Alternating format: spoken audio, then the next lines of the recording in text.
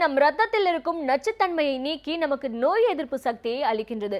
எனவே மூலிகைகளை நாம் எவ்வாறு உட்கொள்ளலாம் என்பதை பற்றி நம்மிடையே பகிர்ந்து கொள்ள வருகிறார் டாக்டர் கௌதமன் அவர்கள். நம் வீடியோலை வாணியின் அடுத்த பகுதியாக வரவிருப்பது பல்லாண்டு வாழ்ந்திட. அன்பான கலைஞர் தொலைக்காட்சி நேயர்களுக்கு என்னுடைய இனிமையான காலை வணக்கங்கள். இன்றைக்கி நம்ம பார்க்கக்கூடிய தாவரத்துடைய பெயர் பொதுவாகவே நம்ம எல்லாரிடமும் ரொம்ப பிரசித்தி பெற்ற ஒன்று. எதை பற்றி இன்றைக்கி பார்க்க போகிறோம்னு கேட்டிங்கன்னா, குங்குமப்பூ அப்படின்னு சொல்லக்கூடிய ஒன்றை பற்றி தான் பார்க்க போகிறோம். இந்த குங்குமப்பூவை பற்றி தெரியாதவர்கள் யாருமே கிடையாது. இன்றைக்கி குழந்தை பிறப்பாகட்டும், இனிப்பு பலகாரங்களாகட்டும், ஆரோக்கியம் சம்பந்தப்பட்ட விஷயங்களாகட்டும், உடலுடைய பலம் சம்பந்தப்பட்ட விஷயங்களாகட்டும், பல ஆயிரம் ஆண்டுகளுக்காக நம்ம நாட்டில் இந்த குங்குமப்பூவை நம்ம உபயோகப்படுத்தி வரதை நம்ம பார்க்குறோம். இந்த குங்குமப்பூ அப்படிங்கிறது ஒரு சின்ன செடி. அந்த செடியிலிருந்து வளரக்கூடிய பூ, அந்த பூவில் இருக்கக்கூடிய அந்த மகரந்தம் சேர்ந்த அந்த பூக்களை மட்டும்தான் நம்ம உபயோகப்படுத்துகிறோம். வட இந்தியாவில் குறிப்பாக குளிர் அதிகமாக இருக்கக்கூடிய பகுதிகளில், காஷ்மீர் பகுதிகளெல்லாம் இந்த குங்குமப்பூ நம்ம ஊரில் எப்படி கோரைப்புல் வளருதோ அந்த மாதிரி கலை செடியாகவே நிறைய வரதை பார்க்க முடியும். கமர்ஷியல் கல்டிவேஷன், அதாவது வணிக ரீதியான ஒரு கல்டிவேஷனும் இன்றைக்கு ரொம்ப பெரிய அளவில் இருக்கிறத பார்க்குறோம். குங்குமப்பூவுடைய மருத்துவ குணங்கள் என்ன அப்படின்னு பார்க்கும்போது, முதலாவது மருத்துவ குணம், ஆயுர்வேத மருத்துவத்தில் புற்றுநோய்க்கான மிகச்சிறந்த மருந்துகள் என்ன அப்படின்னு பார்க்கும்போது அதில் முக்கியமான ஒரு இடத்தை இந்த குங்குமப்பூ பெற்றிருக்கிறத பார்க்க முடிகிறது. வெறும் நம்முடைய ஆயுர்வேத மருத்துவத்தில் மட்டும் கிடையாது, நம்மளுடைய அண்டை நாடான சீனாவில் பார்த்தோம்னா மார்பகம் சம்பந்தப்பட்ட புற்றுநோய்களுக்கு உபயோகப்படுத்துகின்ற சீன மருந்துகள் அப்படின்னு பார்த்தோம்னா அதில் குங்குமப்பூ மிக மிக முக்கியமான ஒரு இடத்தை பெற்றிருக்கிறத பார்க்குறோம்.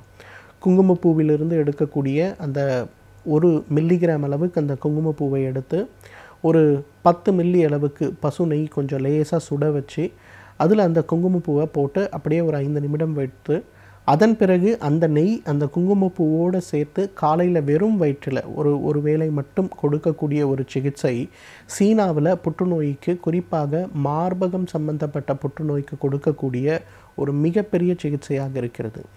இன்ஃபேக்ட் ஒரு படி மேலே போய் பார்த்திங்கன்னா, சீனாவில் புற்றுநோய் ஸ்பெஷாலிட்டி ஹாஸ்பிட்டல்ஸ், என்னென்ன ஹாஸ்பிட்டல்ஸ் இருக்கோ நம்ம ஊரில் இருக்க மாதிரியே மாடர்ன் மெடிசன் ஹாஸ்பிட்டல்ஸில் கூட அவங்க வழக்கமாக கொடுக்கக்கூடிய கீமோதெரப்பி, ரேடியோ தெரப்பி அல்லது மருந்துகள், அறுவை சிகிச்சை எது செய்தாலுமே அது கூட சீன மருத்துவத்திலிருந்து எடுக்கக்கூடிய அந்த குங்குமப்பூ கலந்த அந்த ஒரு நெய்யை ஃப்ரெஷ்ஷாக கொடுக்கக்கூடிய ஒரு பழக்கம் நிறைய மருத்துவமனைகளில் நம்ம பார்க்கக்கூடிய ஒரு விஷயமா இருக்கிறத பார்க்குறோம்.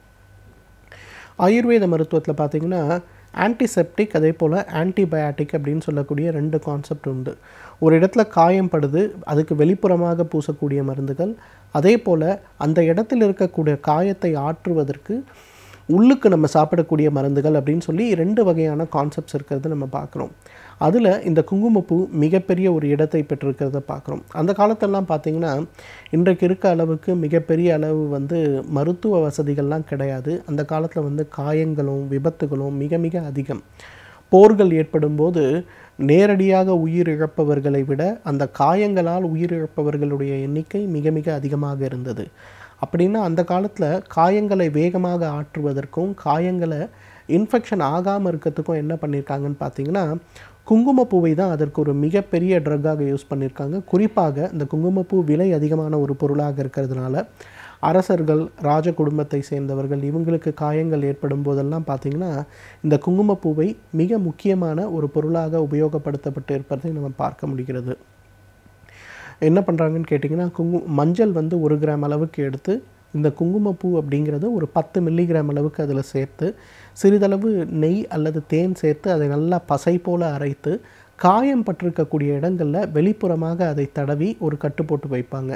நீங்கள் இரவில் காயம் ஏற்பட்டிருக்கு அப்படின்னு சொல்லி ராத்திரி படுக்கும்போது கட்டு போட்டு வைத்து படுத்து காலையில் எழுந்து பார்த்திங்கன்னா அந்த காயம் 80-90% தழும்பே இல்லாமல் மறைந்து போயிருப்பதை பார்க்க முடியும். அந்த அளவுக்கு உடலில் ஏற்படுகின்ற காயங்களை, புண்களை ஆற்றக்கூடிய சக்தி இந்த குங்குமப்பூவுக்கு உண்டு.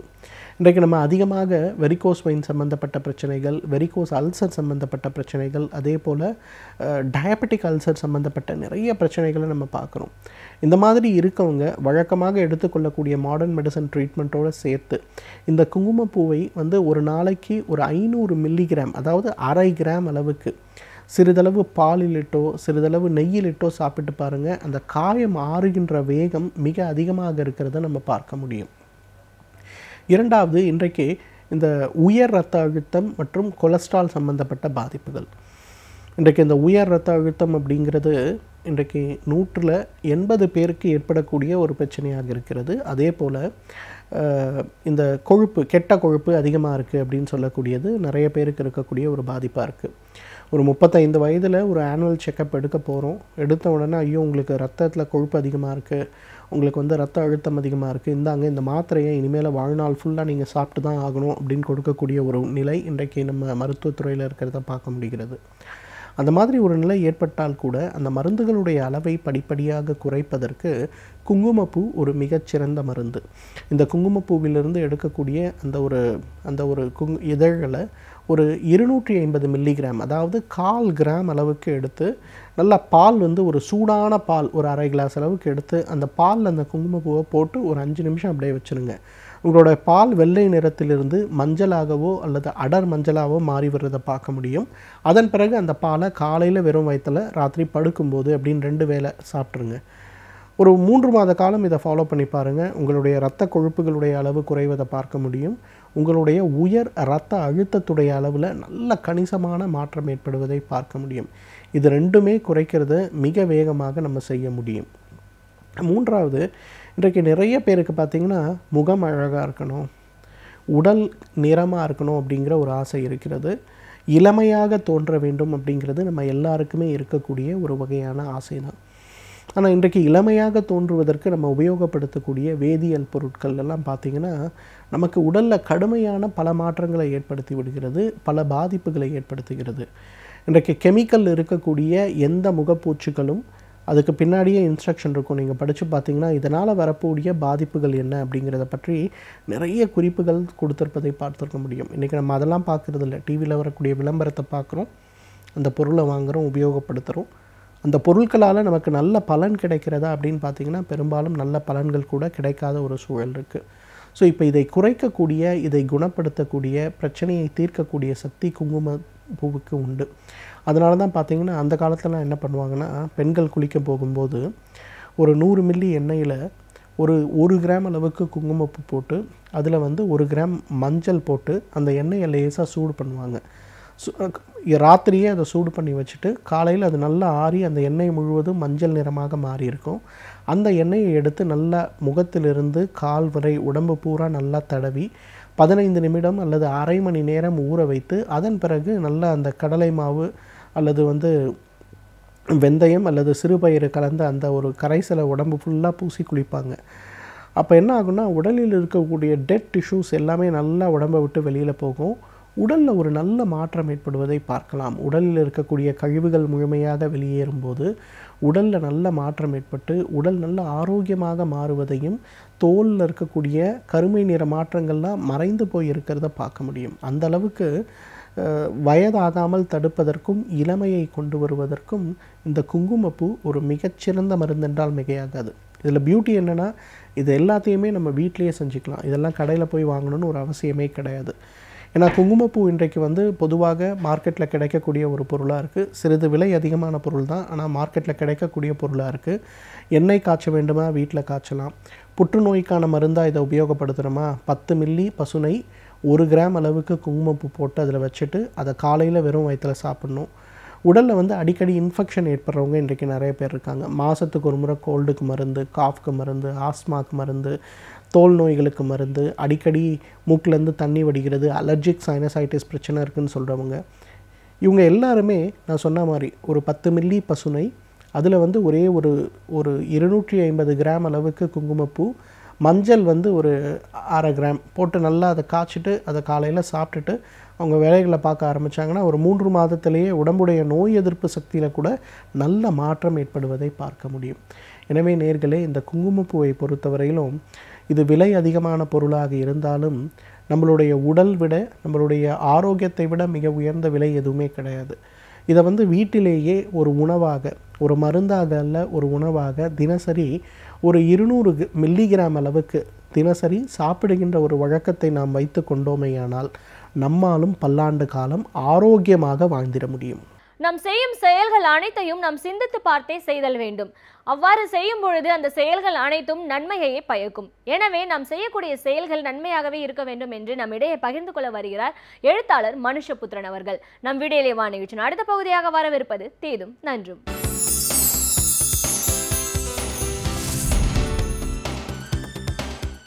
வணக்கம் நண்பர்களே, இன்னும் ஒரு இனிய காலை பொழுதில் தீதும் நன்றும் நிகழ்ச்சியில் உங்களை சந்திப்பதில் மிக்க மகிழ்ச்சி அடைகிறேன்.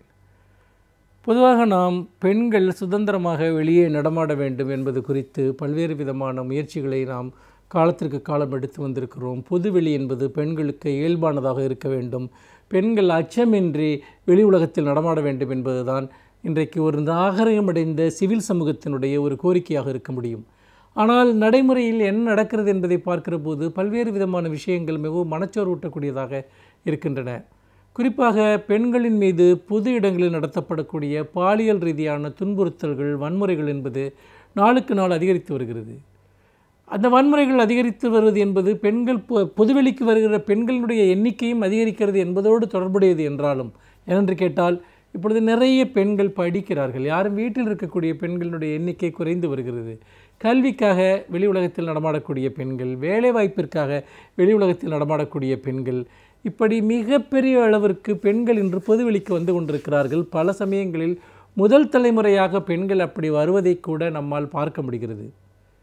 ஆனால் நண்பர்களே, என்ன ஒரு பிரச்சனை என்று பார்த்தால், அப்படி பொதுவெளிக்கு வருகிற பெண்களை இந்த சமூகம் கண்ணியமாக நடத்துகிறதா, அவர்களை பாதுகாக்கிறதா, அல்லது அவர்களை வெறுமனே தங்களுடைய பாலியல் ரீதியான ஒரு பொருளாக மட்டுமே ஒரு ஆணாதிக்க சமூகம் அணுகுகிறதா என்பதுதான் மிக முக்கியமான ஒரு கேள்வி. அப்படி இருக்கிற போது சமீபத்தில் தமிழ்நாட்டில் ஒரு முக்கியமான ஒரு சம்பவம் நடந்தது, ஒரு துயரமான ஒரு சம்பவம். டெல்லியில் நிர்பயா என்ற ஒரு பெண் ஓடுகிற பேருந்தில் தனியாக அவருடைய நண்பருடன் சென்று கொண்டிருந்த போது பாலியல் பலாத்காரம் செய்யப்பட்டது போலவே தமிழ்நாட்டில் ஒரு சம்பவம். ஒரு பள்ளி சிறுமி அதே போல் ஒரு பாலியல் பலாத்காரத்திற்கு ஆளானார். எல்லா பயணிகளும் இறங்கிய பிறகு அவர் மட்டும் சென்று கொண்டிருந்த போது அந்த பேருந்தில் இருந்த ஓட்டுநரும் நடத்துனரும் அந்த பெண்ணிடம் மிக மோசமாக நடந்து கொண்ட அந்த செய்தி, பிறகு பொதுமக்கள் அந்த பெண்ணுடைய அலறல் கேட்டு அதற்கு பிறகு அவர்கள் கைது செய்யப்பட்ட செய்தி வந்தது. ஆக இது காட்டக்கூடிய ஒரு விஷயம் என்பது, டெல்லிக்கும் தமிழ்நாட்டிற்கும் இடையே எந்த வித்தியாசமும் இல்லை, பெண்கள் பாதுகாப்பற்ற நிலையில்தான் பொது பேருந்துகளில் பயணம் செய்கிறார்கள் என்பது ஒரு செய்தி. ஆனால் இதை ஒரு ஆய்வாக ஒரு தனியார் நிறுவனம் மேற்கொண்டது. சுமார் 1800 பெண்களிடம் அவர்கள் ஒரு கணக்கெடுப்பை, அதாவது ஒரு ஆய்வை நடத்தினார்கள். பொதுவாக பெண்கள் பேருந்தில் பயணம் செய்வதில் இருக்கக்கூடிய சிக்கல்கள், பிரச்சனைகள் என்ன, பொது பேருந்துகளில் பயணம் செய்வது என்பது. இன்றைக்கு வேலைக்கு செல்லக்கூடிய ஆண்களில் சுமார் 70% ஆண்கள் தான் பொது பேருந்தை பயன்படுத்துகிறார்கள். ஆனால் பெண்களில், வேலைக்கு செல்லக்கூடிய பெண்களில் 90% பெண்கள் பொது பேருந்தை பயன்படுத்துகிறார்கள் என்று அந்த செய்தி சொல்லுகிறது. அப்படி இருக்கிற போது பெண்களினுடைய பாதுகாப்பு தொடர்பான சிக்கல்கள் அதிகமாகின்றன. முக்கியமாக கூட்டமான பேருந்துகளில் பெண்கள் பல்வேறு விதமான பாலியல் தொல்லைகளுக்கு ஆட்படுத்தப்படுகிறார்கள் என்று அந்த ஆய்வு தெளிவாக சுட்டிக்காட்டுகிறது. என்றால் பொதுவாகவே நீங்கள் பொது போக்குவரத்து சார்ந்த நகர பேருந்துகளை எடுத்துக்கொண்டால் எப்பொழுதுமே கூட்டமாகத்தான் இருக்கிறது. அதாவது அளவுக்கு அதிகமாக ஆட்களை ஏற்றிச் செல்வது என்பது வழக்கமான நடைமுறையாகிவிட்டது. ஒரு 40 பேர் செல்லக்கூடிய ஒரு பேருந்தில் 80 பேர் செல்வது என்பது சர்வசாதாரண நிகழ்வாகிவிட்டது. அந்த சந்தர்ப்பத்தை பெண்களை பாலியல் சீண்டலுக்கு ஆளாக்கக்கூடியவர்கள் பயன்படுத்திக் கொள்கிறார்கள்.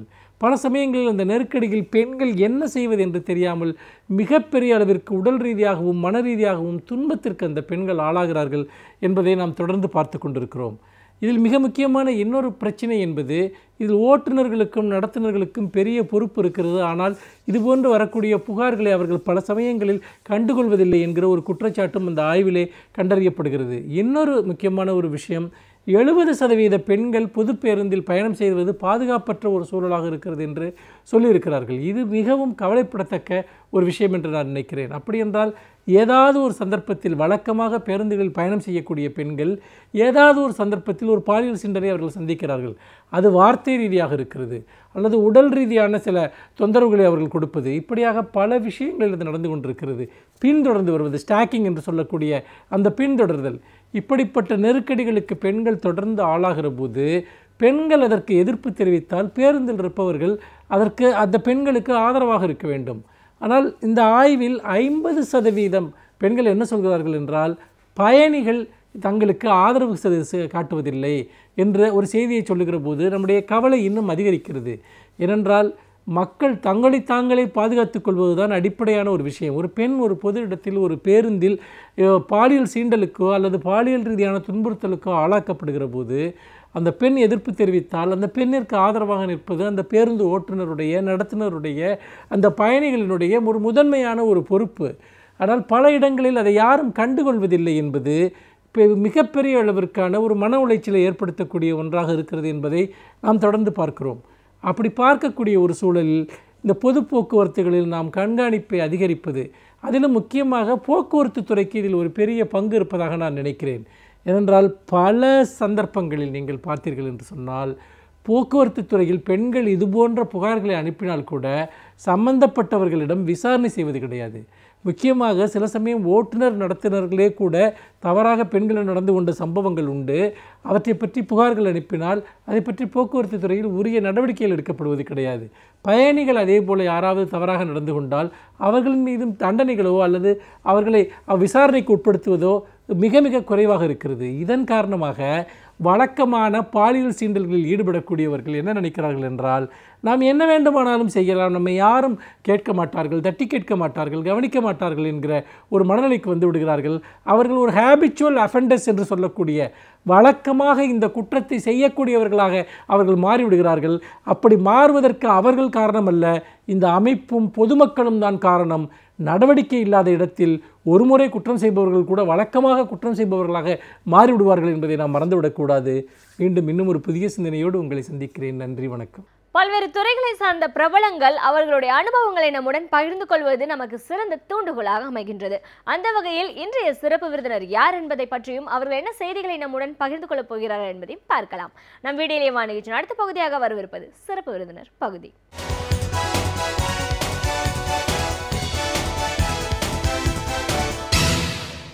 வணக்கம் நேயர்களே, விடியலே வா நிகழ்ச்சியின் சிறப்பு விருந்தினருக்கான நேரம் இது. இன்றைய சிறப்பு விருந்தினர் மகப்பேறு மருத்துவர் டாக்டர் உமையாள் முருகேசன். ஒரு மகப்பேறு மருத்துவரா மகப்பேறு காலம் அப்படிங்கிறது என்ன, அந்த காலகட்டத்தில் ஒரு பெண் என்ன மாதிரியான ஒரு மாற்றங்கள் எல்லாம் சந்திச்சுட்டு வரா, அதில் நம்ம எவ்வளோ தூரம் கவனமாக இருக்க வேண்டிய அவசியத்தில் இருக்கும்.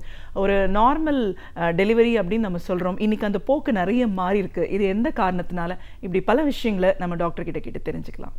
வணக்கம் டாக்டர். வணக்கம். ஒரு மகப்பேறு மருத்துவராக முதல்ல எங்கள் நிகழ்ச்சிக்கு உங்களை நாங்கள் வரவேற்கிறோம் மேடம். தேங்க்யூம்மா. மகப்பேறு அப்படின்றத தாண்டி இன்னைக்கு வந்து நீங்கள் லேப்ரோஸ்கோபிக் சர்ஜரி, இன்ஃபர்டிலிட்டி கேர், இப்படி பல விஷயங்களில் உங்களை முழுமையாக ஈடுபடுத்திட்டு உங்களோட பயணத்தை தொடர்ந்துட்டு இருக்கீங்க. அப்படின்னாலும் ஒவ்வொரு காலகட்டத்திலையும் ஒரு விதமான பிரச்சனைகள் இருக்கிறத பார்க்குறோம். குழந்தையின்மைனா அது ஒரு பிரச்சனை. இப்போ இந்த நுண்துளை சிகிச்சை அப்படின்னு சொல்லும்போது இதன் மூலமாக இன்னைக்கு எவ்வளோ தூரம் டெக்னாலஜி அட்வான்ஸ் ஆயிருக்கு, அதை நம்ம பயன்படுத்திக்கலாம் அப்படின்னு பார்க்குறோம்.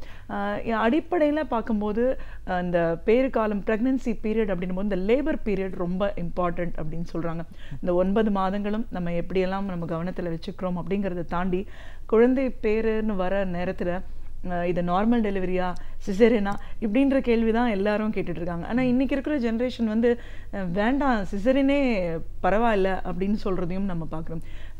ஏன் அந்த மாதிரியான ஒரு எண்ணம் அவங்களுக்கு வருது? நார்மலாக குழந்தை பிறந்தா அவங்களுக்கு என்ன ஒரு நல்லது இருக்குது, ஒரு சிசேரியன் பண்ணும்போது என்ன மாதிரியான ஒரு நல்லது இருக்குது, இதே வைஸ் வர்ஸா இது பண்ணாததுனால பின்னாடி என்ன ஒரு பிரச்சனைகள் வரது இருக்குது இப்படின்னு ஒரு மகப்பேறு மருத்துவராக நிறைய விஷயங்களை எங்கள் நேர்களோட நீங்கள் டிஸ்கஸ் பண்ணோம் மேடம். இப்போ முதல்ல நம்ம இந்த பேறு காலம் அப்படின்னு நம்ம பேசும்போது இந்த 9 மாதம் ஒருத்தங்க வந்து ஒரு டாக்டர்கிட்டையோ ஒரு டெஸ்ட் மூலமாக இவங்க ப்ரெக்னன்சி அப்படின்னு உறுதிப்படுத்திக்கிட்டதுக்கு அப்புறமா அந்த பீரியட் பற்றி சொல்லுங்கள் மேடம். ஒரு மாதமும் நம்ம என்ன மாதிரியான ஒரு ட்ரீட்மெண்ட், ஒரு கவனம், ஒரு டெஸ்ட் எடுக்க வேண்டிய அவசியத்தில் இருக்கும்?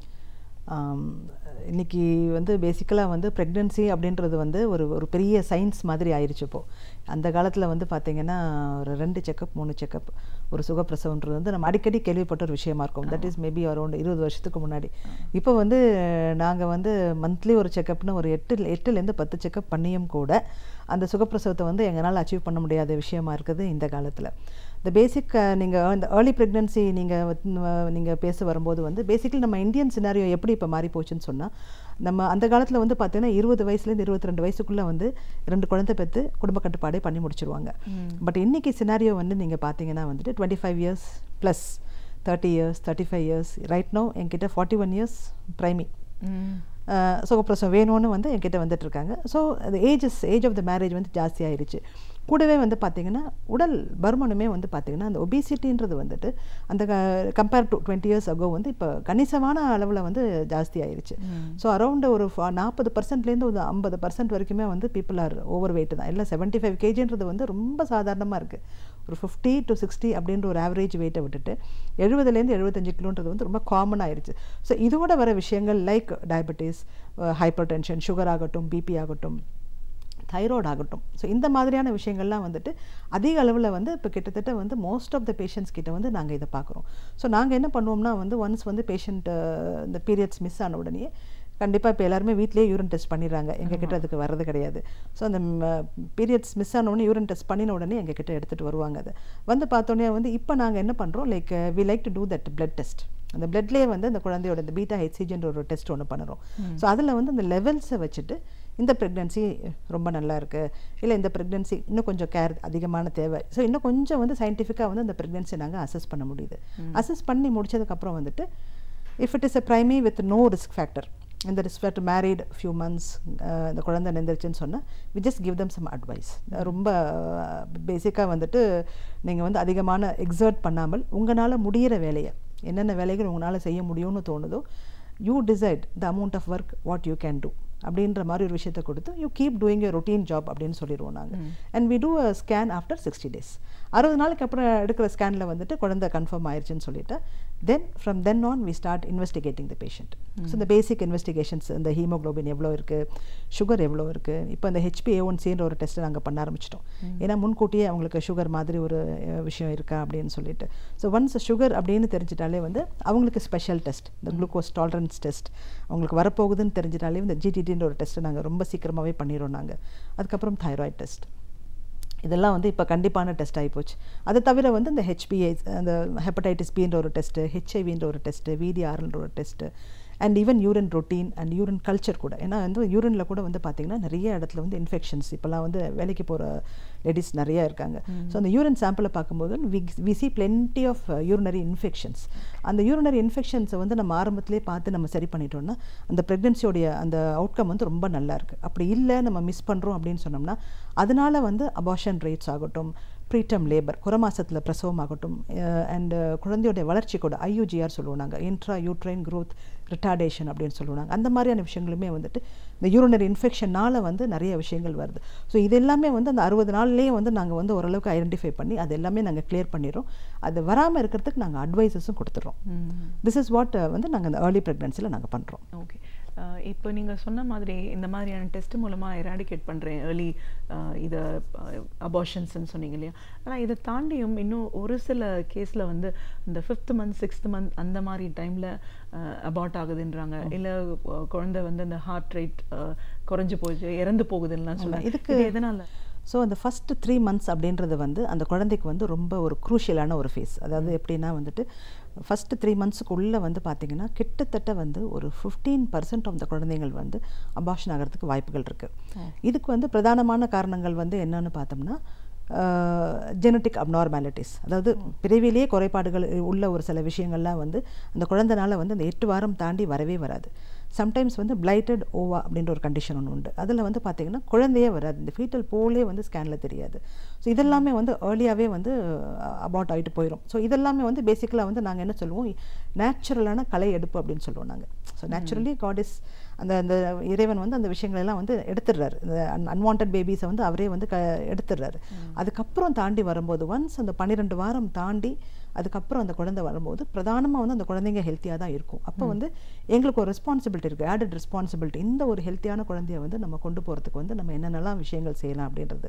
அதில் ஒன்று தான் நீங்கள் சொன்ன விஷயம். ஸோ 12 weeks தாண்டிட்டாலே வந்து அந்த அபார்ஷன் ரேட் கணிசமாக குறைஞ்சிரும். ஆனால் சில விஷயங்களில் வந்து பார்த்திங்கன்னா இந்த சர்வைக்கல் இன்காம்பிட்டன்ஸ் அப்படின்ற ஒரு கண்டிஷன் ஒன்று உண்டு. இதில் எப்படின்னா வந்து கரெக்டாக நீங்கள் சொன்ன அந்த 4லேருந்து 5 மாதத்தில் பேஷண்ட் வந்து கம்ஃபர்டபுளாக இருப்பாங்க. ஒன் சடன் டே, ஒன் சடன் மார்னிங் எனக்கு வந்து சம்திங் இஸ் ஹேப்பனிங் அப்படின்னு சொல்லுவாங்க. எங்ககிட்ட வரும்போது அந்த பேபி வந்து வெளியிலேயே வந்திருக்கும், எங்களால் எதுவுமே செய்ய முடியாது. ஸோ இதுக்கு வந்து நாங்கள் வாட் வி டூ, நாங்கள் என்ன செய்வோம்னா வந்துட்டு அந்த அந்த கர்ப்பப்பையுடைய வந்து அந்த சர்விக்ஸ், இந்த கர்ப்பப்பையுடைய வாயை வந்து நாங்கள் மெஷர் பண்ணி வச்சுப்போம். சர்வைக்கல் லெங்த் அப்படின்ற ஒரு மெஷர்மெண்ட் எடுத்து வச்சுப்போம். இது வந்து நார்மலாக வந்து 3 சென்டிமீட்டர்ஸ் அப்படின்றது வந்து ஒரு நார்மலான கணக்கு. ஸோ எனி ப்ரெக்னன்சி, எந்த ஒரு ப்ரெக்னன்சியுமே வந்து இந்த 3 சென்டிமீட்டருக்கு குறைவாக இருக்கோ அவங்களெல்லாம் கொஞ்சம் அந்த வாட்ச் லிஸ்ட்டில் வச்சுருவோம் நாங்கள்.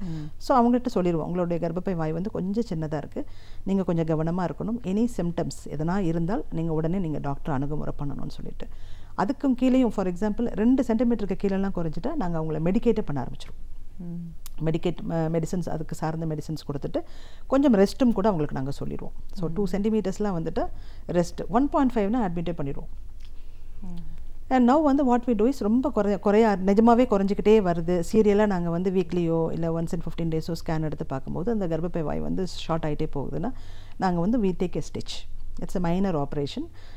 ஒரு ஷார்ட் அனஸ்தீசியா கொடுத்து ஒரு ஸ்டிச் போட்டுட்டு தென் வந்து அந்த டோகோலைட்டிக்ஸ், அந்த ட்ரக்ஸோடைய பேர் வந்து டோகோலைட்டிக்ஸ்னு சொல்லுவோம். கர்ப்பப்பையை வந்து வேலை செய்ய விடாமல் கான்ட்ராக்ஷனை வந்து ப்ரிவென்ட் பண்ணுற டேப்லெட்ஸ் இருக்குது. அந்த மெடிசனை கொடுக்கும்போது வந்து அந்த குழந்தை வந்து உள்ள பத்திரமா இருந்துக்கும். அந்த ஸ்டிச் வந்து இனிமேல் அதுக்கப்புறம் வந்து அவங்களுக்கு வலி வரும்போது வந்து அவங்களுக்கு தெரியும். ஆனால் இது வரைக்கும் வந்து they won't be able to, அவங்களுக்கு வந்து வலி வரதே தெரியாது. அப்புறம் ஒன்ஸ் இந்த ஸ்டிச்சை போட்ட உடனே வந்துட்டு அவங்களுக்கு அந்த வலி வரதை வந்து அவங்க அப்சர்வ் பண்ணுவாங்க. ஐ ஹாவ் எ பெயின், எனக்கு வலி இருக்குது டாக்டர் அப்படின்னு சொல்லுவாங்க.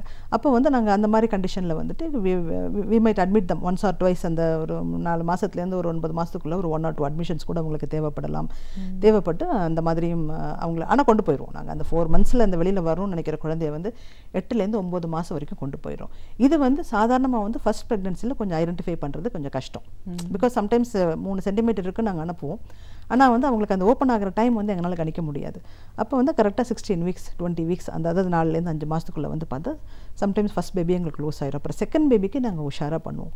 அண்ட் சில டைம் பார்த்தீங்கன்னா ஒரே பேஷண்ட் வந்து 3 times எனக்கு குழந்தை போயிடுச்சு டாக்டர், 4 times எங்களுக்கு குழந்தை போயிடுச்சு டாக்டர் அப்படின்னு சொல்லுவாங்க. அப்படி இல்லைன்னா ஸ்டிச் வந்து போட்டு கூட வந்து அதையும் தாண்டி தீஸ் ஆர் ஆல் வந்து பேட் ஆப்ஸ்டெட்டிக் ஹிஸ்ட்ரின்னு சொல்லுவோம் நாங்கள். அப்போ வந்து they become a very complicated case. அப்போ வந்து இப்போ ரீசெண்ட்லி ஒரு கேஸில் ஒன்று வந்து இன் பிட்வீன் ப்ரெக்னன்சிஸ் 2 குழந்தைக்கு நடுவில் வந்து என்ன பண்ணினோம், இந்த பேஷண்ட்டுக்கு வந்து நல்லா ஹையாக வந்து வீட்டுக்கே டேப் எடுத்து நல்லா ஸ்டிச் பண்ணிவிட்டு சப்சிக்வெண்ட்லி அவங்கள ப்ரெக்னன்சிக்கு அலோவ் பண்ண விட்டோம். ஷீ ஹேஸ் இப்போ வந்து அவங்களுக்கு ஒரு குழந்தை இருக்குது அண்டு நல்லாயிருக்கு. பட் சிசேரியன் தான் பண்ணோம், ஏன்னா அந்த ஸ்டிச்சை வந்து எங்களால் கலட்ட முடியாது. ஸோ நாங்கள் மேலே வந்து உள்ளே வச்சுட்டோம் நாங்கள் அந்த ஸ்டிச்சை. So we did a caesarean. And இப்போ வந்து அந்த குழந்தைக்கு வந்து நல்லா ஒரு 3.5 கிலோ குழந்தை, ஹெல்த்தியான ஒரு குழந்தைய கொடுக்க முடிஞ்சது எங்களுக்கு. இதுக்கு முன்னாடி 3 abortions இருந்தது. ஸோ டெக்னிக்கலி வந்து வி ஆர் ஹாப்பி வித் நம்ம அச்சீவ் பண்ணுறதை நினச்சி நாங்கள் ரொம்பவே சந்தோஷப்படுவோம். கண்டிப்பாக மேடம். இப்போ இந்த மாதிரி ஒரு சேலஞ்சஸ்லாம் நம்ம பார்க்கும்போது ஒரு சில பேருக்கு வந்து அந்த ஒரு 3rd monthக்கு அப்புறம் எந்த ஒரு பிரச்சனை, அவங்களுக்கு ஒரு நோய், ஒரு டிசீஸ் பாதிப்பு வந்தாலும் நம்ம பொதுவாக ஒரு மருத்துவர்கிட்ட போய் பார்க்கறத விட முதல்ல ஒரு கைனோ கன்சல்ட் பண்ண வேண்டிய அவசியம் அதிகமாக இருக்குது இல்லைங்களா? ஏன்னா இப்போ நம்மளுக்கு ஏதாவது ஒரு பிரச்சனைனா நம்ம எடுக்கிற டேப்லெட்ஸ் வந்து அந்த குழந்தையோட லைஃப்பை பாதிக்கக்கூடிய ஒரு சூழல் இருக்கா எப்படி மேடம்?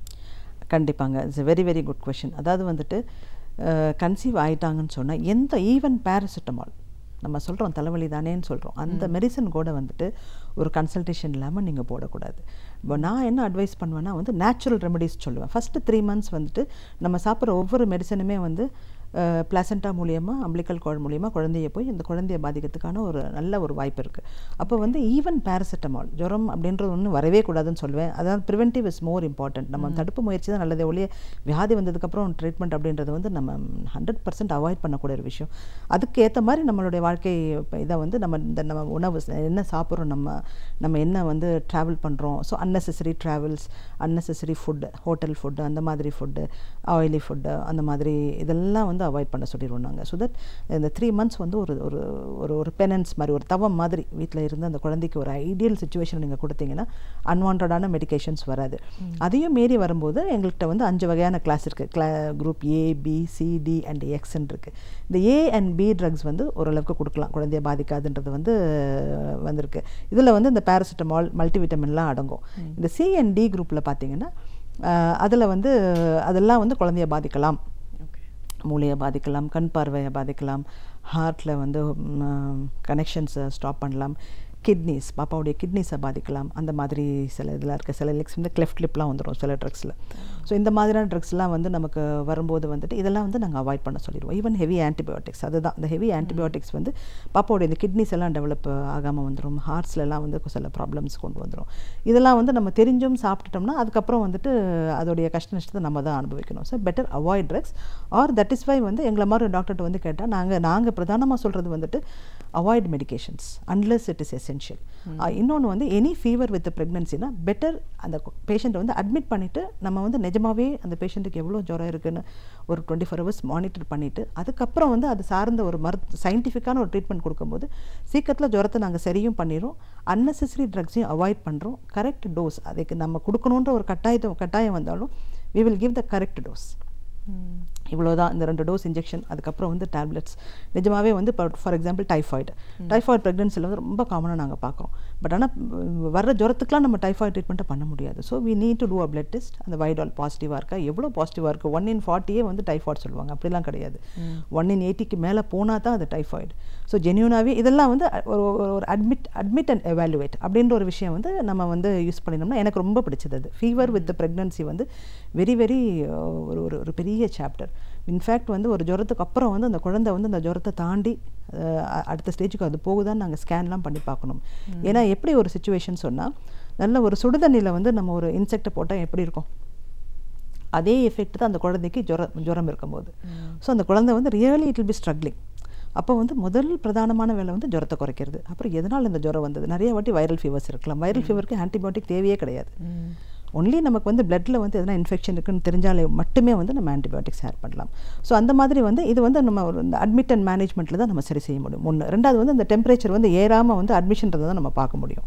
ஸோ என்னுடைய இப்போ பர்சனல் வியூவில் வந்து பார்த்திங்கன்னா ஃபீவர் வந்து நம்ம ரொம்ப இம்பார்ட்டண்ட்டாக ட்ரீட் பண்ணணும். ஆல் ப்ரெக்னென்ட் உமனுக்கு வந்து அந்த ஃபீவரை வந்து நம்ம இக்னோர் பண்ணக்கூடாது. எல்லோரும் என்ன எப்படி வந்து சொல்லுவாங்கன்னா, எனக்கு 2 நாள் ஜுரம் இருந்தது டாக்டர், சரியா ஆகலை, அதனால தான் உங்களை பார்க்க வந்தேன். That is a very common thing. But I personally feel that pregnancy இருக்கும்போது வந்து எங்களை வந்து நீங்கள் எவ்வளோ சீக்கிரம் வந்து பார்க்குறீங்களோ அவ்வளோ சீக்கிரம் வந்து உங்கள் குழந்தைய வந்து நாங்கள் பத்திரப்படுத்தி உங்ககிட்ட கொடுக்க முடியும் அப்படின்றது வந்து அட்வைஸ். இப்போ இந்த ப்ரெக்னன்சி பீரியடில் நிறைய விமன் ஃபேஸ் சுகர் அப்படின்னு சொல்கிறாங்க, கை கால் வீங்கி போகுது அப்படின்னாங்க. இந்த நார்மலாக ஒருத்தருக்கு சுகர் வர்றதும் இந்த டைமில் இருக்கிறதுக்கும் வேறுபாடு இருக்கா, ஏன் வருது மேடம்? திஸ் இஸ் ஆல்சோ ரொம்ப ஒரு நல்ல கேள்வி. இது பப்ளிக்கு போய் சேர வேண்டிய ஒரு கேள்வி தான் அது. இதில் வந்து டயபெட்டிஸ் வித் ப்ரெக்னன்சின்றது வந்து ஆல்ரெடி பேஷண்ட்ஸ் வந்து டயபெட்டிக்காக இருக்காங்க, அதுக்கப்புறம் அவங்க குழந்தை உண்டாகுறாங்க. அவங்க ஆல்ரெடி வந்து அவங்க மெடிகேஷன் டேப்லெட்ஸில் இருப்பாங்க, அப்புறம் சம்டைம்ஸ் இன்சுலின் இருப்பாங்க. அந்த மாதிரி பேஷண்ட்ஸ் இருந்தாங்கன்னா நாங்கள் என்ன பண்ணுவோம், அந்த டேப்லெட்ஸை வந்துட்டு பெரும்பாலும் வந்து அந்த சுகருக்கு எடுக்கிற மாத்திரைகள் வந்து குழந்தைக்கு ஒத்து வராது. ஸோ நாங்கள் என்ன பண்ணிடுவோம், இந்த டயபெட்டிக் டேப்லெட்ஸை ஃபுல்லாக ஸ்டாப் பண்ணிவிட்டு சேஃபாக அந்த கொஞ்சம் மினிமல் மெடிகேஷன் லைக் மெட்ஃபார்மின் அந்த மாதிரி ஒரு மாத்திரையை கொடுத்துட்டு இன்சுலினில் போயிடுவோம் நாங்கள். ஸோ இப்போ சிவியர் டயபெட்டிக்காக இருக்காங்கன்னா ஒரு 3 months வந்து அவங்க இன்சுலின்லேயே போக விட்ருவோம் நாங்கள். ஸோ அந்த டோஸை டைட்டர் பண்ணி ஆன் இன்சுலின் ஃபார் 3 months. அப்புறம் நீங்கள் ப்ரெக்னன்சியை நீங்கள் ஸ்டார்ட் பண்ணுங்கன்னு சொல்லுவோம். ப்ரெக்னன்சி வந்த உடனே பார்த்தீங்கன்னா இன்சுலின் லெவல் கூட்டிகிட்டே போகும். இது வந்து ஒரு குரூப். ரெண்டாவது குரூப் வந்துட்டு எப்படின்னா வந்து அவங்க ப்ரெக்னென்ட் ஆகும்போது அவங்களுக்கு சுகரே கிடையாது, அதுக்கப்புறம் வந்து அந்த சுகர் வந்து கொஞ்சம் கொஞ்சமாக வர ஆரம்பிக்குது. இதுக்கு என்ன காரணம் அப்படின்னு சொன்னோம்னா, நம்ம உடம்புல வந்து சுகரை குறைக்கிறதுக்கு ஒரே ஒரு ஹார்மோன் தான் இருக்குது, இன்சுலின். ஆனால் சுகரை ஏற்றுறதுக்கு வந்து பல ஹார்மோன்கள் இருக்குது. கிட்டத்தட்ட ஒரு 9 to 10 ஹார்மோன்ஸ் இருக்குது. இது எல்லாமே வந்து நார்மலாக வந்து நான் this one single insulin can வந்து மற்ற எல்லாத்தையுமே வந்து கண்ட்ரோலில் வச்சு நம்ம சுகரை வந்து நம்ம எவ்வளோ சுகர் சாப்பிட்டாலும் அந்த 140-150க்குள்ளே, அதாவது சாப்பிட்டு 1.5 மணி நேரத்தில் வந்து ஒரு 150-150 வேல்யூக்குள்ளே வச்சுட்டு இருக்காங்கன்னா we are not diabetic. அதுதான் நமக்கு அர்த்தம். அப்போ நம்ம எவ்வளோ தான் சாப்பிட்டாலும், நம்ம நல்லா 1/2 கிலோ நம்ம ஸ்வீட்டை சாப்பிட்டா கூட இந்த இன்சுலின் வந்து அதுக்கேற்ற மாதிரி ப்ரொடியூஸ் ஆகி அந்த சுகரை ஏற்றாமல் கண்ட்ரோல் பண்ணக்கூடிய அளவுக்கு வந்து காட் ஹஸ் கிரியேட் நமக்கு வந்து உடம்புக்குள்ளே வந்து அந்த பேன்க்ரியாஸில் வந்து எபிலிட்டி இருக்குது. பட் இன் ப்ரெக்னன்சி என்ன ஆயிரும்னா வந்து இதையும் தாண்டி ஸ்டீராய்ட்ஸ் ஆகட்டும், தைராய்டு ஆகட்டும், ஏசிடிச் ஆகட்டும், நிறைய ஹார்மோன்ஸ், குளுக்கோகான் ஆகட்டும், இது எல்லாமே வந்து ஹார்மோன்ஸ் வந்து ப்ரெக்னன்சி இருக்கும்போது அதுவும் ரேஸ் ஆகும். இதுக்கு என்ன காரணம்னா வந்துட்டு பேசிக்காக வந்து அந்த குழந்தைக்கு வந்து அம்மா கிட்டேருந்து தான் சுகர் போகணும், அம்மா கிட்டேருந்து எனர்ஜி போகணும். ஸோ இப்போ ஆல்வேஸ் வந்து அம்மாவுடைய பிளட்டில் வந்து எனர்ஜி லெவல்ஸ் ஜாஸ்தியாகவே இருக்கணும். இதுதான் வந்து தீம் ஆக்சுவலாக. ஸோ அந்த பிளட்டை ரேஸ் பண்ணுற ஹார்மோன்ஸ் எல்லாமே வந்து போட்டுட்டு அங்கே உடம்புக்குள்ளே வந்து ப்ரொடியூஸ் பண்ண ஆரம்பிச்சிடும். இது எல்லாத்தையும் அப்போஸ் பண்ணுறதுக்கு அந்த ஒரே ஒரு இன்சுலினுமே அதிக லெவலில் ப்ரொடியூஸ் ஆகும். அட் ஒன் பாயிண்ட் அது ஜாஸ்தி ஆயிரும், இது வந்து இதை மீட் பண்ண முடியாது. So every pregnant woman is prone for diabetes. ஒவ்வொரு ப்ரெக்னென்ட் உமனுக்கும் டயபெட்டிஸ் ஆகக்கூடிய வாய்ப்பு இருக்குது. அப்போ அதனாலே தான் வந்து நாங்கள் டயட்டுமே சொல்லுவோம். ஸோ சுகர் வந்து அனாவசியமான சுகர் எடுத்துக்காதீங்க, அனாவசியமான ஆயில் எடுத்துக்காதீங்க. ஸோ போத் அந்த சுகரும் சரி ஆயிலும் சரி உள்ளே போய் என் ப்ராடக்ட் வந்து குளுக்கோஸ் தான். அந்த நம்ம சாப்பிட்ற இட்லி ஆகட்டும், நம்ம சாப்பிட்ற சர்க்கரை ஆகட்டும், நம்ம சாப்பிட்ற எண்ணெய் what ever it is oil ஆகட்டும், எவ்ரிதிங் வந்து உள்ளே போய் பிரேக் டவுன் ஆகி அந்த குளுக்கோஸ் அப்படின்ற ஒரு காம்பனண்ட்டாக ஆகுது. ஸோ அந்த குளுக்கோஸை குறைக்கிற வேலையை தான் இன்சுலின் பண்ணுது. ஸோ அட் ஒன் பாயிண்ட் வந்து இந்த இன்சுலின் வந்து பத்துறது கிடையாது.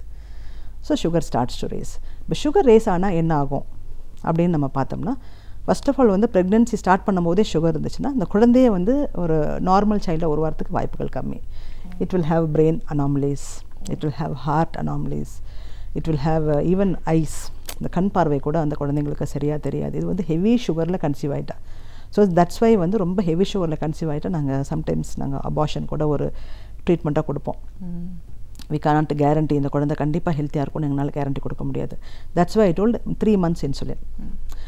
அதுக்கு கிடையாது, ஃபஸ்ட்டு 3 months கிடையாது. அதுக்கப்புறம் சுகர் வந்துட்டால் என்ன ஆகும் அப்படின்னு சொன்னால், அப்போவுமே வந்து பார்த்திங்கன்னா நான் சொன்ன இந்த இதுக்கு என்ன நான் எக்ஸாம்பிள் சொல்லுவேன்னா, அந்த உடம்புக்குள்ளே வந்து சக்கரை சுகர் சிரப், இப்போ சுகர் ஜாஸ்தி ஆயிடுச்சுன்னா it is like sugar syrup. அப்போ வந்து சுகர் சிரப்பில் வந்து நம்ம வந்து again you put an insect, it won't able to swim. Again நம்ம பாடியில் இருக்க ஒவ்வொரு செல்லுமே வந்து அப்படி தான் கஷ்டப்படும், வேலை செய்ய ரொம்ப கஷ்டப்படும். அப்போ அந்த மாதிரி ஒரு கடினமான சூழ்நிலையில் வந்து அந்த குழந்தை வளரணுன்னா the குழந்தை also will be really having at உள்ளே வந்து ரொம்ப அது கஷ்டப்பட்டுருக்கும். அப்போ வந்து அதை காம்பன்சேட் பண்ணுறதுக்கு உள்ளுக்குள்ளே வந்து நிறைய ஹார்மோன்ஸ் வந்து ப்ரொடியூஸ் பண்ண ஆரம்பிச்சிடும். ஸோ அன்கண்ட்ரோல்டு டயபெட்டிஸில் பார்த்திங்கன்னா குழந்தைக்குமே நிறைய ஹார்மோன் சேஞ்சஸ் உள்ளே உண்டாகி குழந்தை வந்து அதை காப்பாற்றிக்கிறதுக்காக வேண்டி உள்ளுக்குள்ளே நிறைய ரியாக்ஷன் ஆகி the baby becomes big. So we see huge babies. அதாவது வந்துட்டு மேக்ரோசோமியான்னு சொல்லுவோம் நாங்கள். ஸோ அன்கண்ட்ரோல் டயபெட்டிஸில் வந்து 4 கிலோ குழந்தை, 4.5 கிலோ குழந்தை அப்படின்னு பிறக்கும். ஆனால் வெளியில் வந்த உடனே வந்து அதனால் வந்து இண்டிவிஜுவலாக ஒன்றுமே செய்ய முடியாது. தி லுக் வெரி ஹெல்த்தி, பட் அந்த வெளியில் வந்த உடனே பார்த்தீங்கன்னா அந்த பிளட் சுகரை பார்த்தீங்கன்னா ஏன்னா நிறைய இன்சுலின் ப்ரொடியூஸ் ஆகிருக்கும் உள்ள. ஸோ உடனே பிளட் சுகர் வந்து 20, நமக்கு நார்மலாக வந்து குழந்தைக்கு வந்து 50, 60 இருக்கணும். 10, 15 நாட் டிடெக்டபிள் அப்படின்லாம் வரும். ஸோ அந்த டயபெட்டிக் பேபிஸ்னாலே வந்து என்னுடைய பீடியாட்ரிக் டீம் ரெடியாக உட்காந்துட்ருக்கோம். ஸோ குழந்தைய அப்படியே ரிசீவ் பண்ணி உடனே ஒரு பிளட் சுகர் பார்த்துட்டு உடனே ஒரு வென்ஃப்ளான் போட்டு நாங்கள் இந்த போலஸ் இந்த 25%, 10% டெக்ஸ்ட்ரோஸ் சுகர் அப்படியே கொடுப்போம் நாங்கள். ஏன்னா அங்கே சுகர் குறைய போகுது. சுகர் குறையும் போது பேபியோடைய பிரெயின் பாதிச்சிடும். அது மட்டும் கிடையாது, நெக்ஸ்ட்டு 2 to 4 டேஸே வந்து இந்த பாப்பாவுடைய இன்சுலின் லெவல் வந்து உள்ளே அட்ஜஸ்ட் ஆகிறதுக்கு ரொம்ப கஷ்டப்படும். அப்போ வந்து close monitoring for 2 to 4 days. So இது எல்லாமே வந்து டயபெட்டிஸில் ஒன்று. ரெண்டாவது வந்து பாப்பா பெருசாக இருக்கிறதுனால நார்மல் பண்ணுறதும் கஷ்டம். ஸோ வந்து lot of caesareans and diabetic உமனுக்கு சிசேரியன் பண்ணி அந்த தையல் ஆற்றுறதுமே வந்து இட் இஸ் எ சேலஞ்ச். டயபெட்டிக்கில் வந்து ஹீலிங்குமே வந்து அவ்வளோ சரியாக இருக்காது. அப்போ அங்கேயும் நாங்கள் கஷ்டப்படுவோம். ஸோ ஸ்டெப் பை ஸ்டெப் வந்து அது டயபெட்டிஸ்னாலே வந்து அது ஒரு ஹை ரிஸ்க் ப்ரெக்னன்சின்னு கொண்டு போயிடுவோம் நாங்கள். பட் ஃபார்ச்சுனேட்லி வந்து இப்போ நாங்கள் எப்படி கொண்டு போகிறோன்னா வந்து இந்த சுகரை ஸ்ட்ரிக்டாக கண்ட்ரோல் வச்சுருப்போம். 140 அதுக்கு மேலே போகவே கூடாது அப்படின்னு சொல்லிடுவோம் நாங்கள். நல்ல டயட் கண்ட்ரோல், நல்ல எவ்ரி 15 days, ஃபஸ்ட்டு வந்து எவ்ரி மந்த் சொல்லுவோம். அப்புறம் அட்வான்ஸ் ஆக every 15 days fasting and BP அதோட தான் நீங்கள் வரணும் அப்படின்வோம். ஒவ்வொரு வாட்டியுமே இந்த இன்சுலின் டோஸை வந்து கொஞ்சம் கொஞ்சமாக கூட்டிகிட்டே போவோம். 2 யூனிட் 3 யூனிட். ஸோ தட் இல்லைனா வந்து அந்த ப்ரெக்னென்சி அட்வான்ஸ் ஆக இந்த இன்சுலினுடைய ரெக்குவயர்மெண்ட் ஜாஸ்தி ஆகி இந்த சுகர் வந்து மெயின்டைன் பண்ண முடியாது. ஸோ இந்த இன்சுலின் ரெக்குவயர்மெண்ட் ஜாஸ்தி ஆகிட்டே போகும். And at end of the day வந்துட்டு நல்ல சுகரை வந்து கண்ட்ரோல் பண்ணி எடுத்துகிட்டு போகிற பேஷண்ட் வந்து ஷீ வில் பி பிஹேவிங் மற்ற ஒரு நார்மல் சுகர் இல்லாத ஒரு ப்ரெக்னென்ட் உமன் மாதிரி இவங்க பிஹேவ் பண்ணுவாங்க. அப்போ வந்து வெல் கண்ட்ரோல்டு டயபெட்டிக் ப்ரெக்னன்சி வந்து பார்த்திங்கன்னா we can do normal delivery. குழந்தை பிறந்தோன்னு நான் சொன்ன எந்த காம்ப்ளிகேஷனும் வராது. அண்ட் அல்டிமேட்லி வந்து we are happy with outcome பார்க்கும்போது எங்களுக்கு சந்தோஷமாக இருக்கும். ஸோ அந்த ப்ரெக்னன்சின்னு வரும்போது டயபெட்டிக்காக இருந்தாங்கன்னா இந்த மாதிரி டபுள்லி கான்ஷியஸாக நம்ம நிறைய விஷயங்களை ஒரு டாக்டரும் சரி பேஷண்ட்டும் சரி கவனத்தில் எடுத்து கொண்டு போகணும். ஸோ இதெல்லாம் தாண்டி இந்த 9th month கிராஸ் பண்ணும்போது டெலிவரி அப்படிங்கிறதே ஒரு பெரிய ட்ரோமாவாக இருக்குது. அதாவது ஃபஸ்ட் டைம் அவங்க கன்சீவாக இருக்கிறவங்களுக்கு வந்து இது எப்படி நார்மல் ஆகுமா, நார்மல் ஆகணும்னு அவங்களும் நினைப்பாங்க, வீட்டில் இருக்கிறவங்களும் நினைப்பாங்க. பட் அந்த பர்டிகுலர் டே அது அந்த லேபர் அப்படிங்கிற ஒரு விஷயம் எப்படி நடக்க போகுதுன்னு தெரியறதில்ல. பட் இன்னைக்கு இருக்கிற லைஃப் ஸ்டைலில் பார்த்தீங்கன்னா even the mother herself feels caesarean பண்ணிடுங்கன்னு டாக்டர்கிட்டயே சொல்கிறத பார்க்குறோம். இந்த நார்மல் டெலிவரி சிசரியன் இது ரெண்டுத்தோட ப்ளஸ் அண்ட் மைனஸ் சொல்லுங்கள். இதில் வந்து நான் என்னுடைய பர்சனல் எக்ஸ்பீரியன்ஸை பற்றி மட்டும்தான் இங்கே பேச முடியும். பிகாஸ் அது இப்போ எல்லாருமே வந்து நார்மல் வேணும்னு ஆசைப்படுறாங்க. பட் ஓவராலாக நாங்கள் பார்க்கும்போது வந்து பார்த்திங்கன்னா அந்த அட்வான்ஸ்டு ஏஜ், இந்த டயபெட்டிஸ் வந்துடுது, இந்த ஹைப்பர் டென்ஷன் வந்துடுது, தைராய்டும் வந்துடுது. தைராய்டு நிறைய பார்க்குறோம் நம்ம, especially in Chennai. Every other patient எல்லாம் இப்போ 10 பேஷண்ட்டில் வந்து 3 பேஷண்ட் 4 பேஷண்ட்டுக்கு தைராய்டு இருக்குது. ஸோ இது எல்லாமே வந்து ப்ரெக்னென்சியோட அவுட்கம்மை பாதிக்குது. அப்போ வந்து இது இப்போ தைராய்டு ஹைப்பர் தைராய்டு பேஷண்ட்டுக்கு வந்து நார்மல் ட்ரீட் பண்ணுறது கஷ்டம். பேஷண்ட் வந்து ரியாக்டே பண்ணாது, எல்லாமே ஸ்லோவாகிடும் பேஷண்ட்டுக்கு. குழந்தை பிறந்தோன்னே வந்து அந்த குழந்தைக்கு நாங்கள் வந்து தைராய்டு டெஸ்ட் எடுத்து பார்த்து அந்த குழந்தைக்கு நாங்கள் ட்ரீட்மெண்ட் பண்ண வேண்டியது இருக்குது. இது எல்லாமே இப்போ நிறைய நாங்கள் பார்க்குறோம். புதுசாக இப்போ விஞ்ஞானம் முன்னேற அதை வந்து சேலஞ்ச் பண்ணுற மாதிரியான பிரச்சனைகளும் கூட வந்துக்கிட்டே தான் இருக்குது. ஸோ இது எல்லாம் போக ஒரு ஹெல்த்தி ப்ரெக்னன்சி அப்படின்னு நம்ம கொண்டு போகும்போது we counsel them. இப்போ what we tell is, இந்த மாதிரி அம்மா நீங்கள் வந்து கன்சீவ் ஆகிட்டீங்க, ஃபஸ்ட்டு 3 months நீங்கள் கொஞ்சம் ஓரளவுக்கு உங்களால் முடிகிற வேலையை செய்யுங்க, அதுக்கப்புறம் நீங்கள் ஓரளவுக்கு நீங்கள் ரெஸ்ட்டும் எடுத்துக்கோங்கன்னு சொல்கிறோம். ஒன்ஸ் அந்த 12 weeks கிராஸ் ஆன உடனே அந்த சர்வைக்கல் லெங்க்த்லாம் சொல்கிறேன் இல்லையா, ஸோ அதெல்லாம் தாண்டி எவ்ரி திங் இஸ் ஓகேன்ற பேஷண்ட்டுக்கு வந்து தென் அவங்களுக்கு ஒரு சார்ட் போட்டு கொடுத்துருவோம். டயட்டு ஸ்ட்ரிக்டாக நீங்கள் இதெல்லாம் சாப்பிட்ணும், டூஸ் அண்ட் டோன்ஸ் இதெல்லாம் சாப்பிட்ணும், இதெல்லாம் சாப்பிடக்கூடாது அப்படின்னு சொல்லிட்டு அதுக்கப்புறம் வந்து உங்களுடைய வேலைகளை நீங்கள் செய்ய ஆரம்பிச்சிருங்க. You take care of yourself at your home. உங்கள் வீட்டில் வந்து நீங்கள் க்ளீன் பண்ணுறது ஃபார் ஹவுஸ் ஒய்ஃப்ஸ். ஃபார் ஒர்க்கிங் லேடிஸ் வந்து I tell them you go for walks.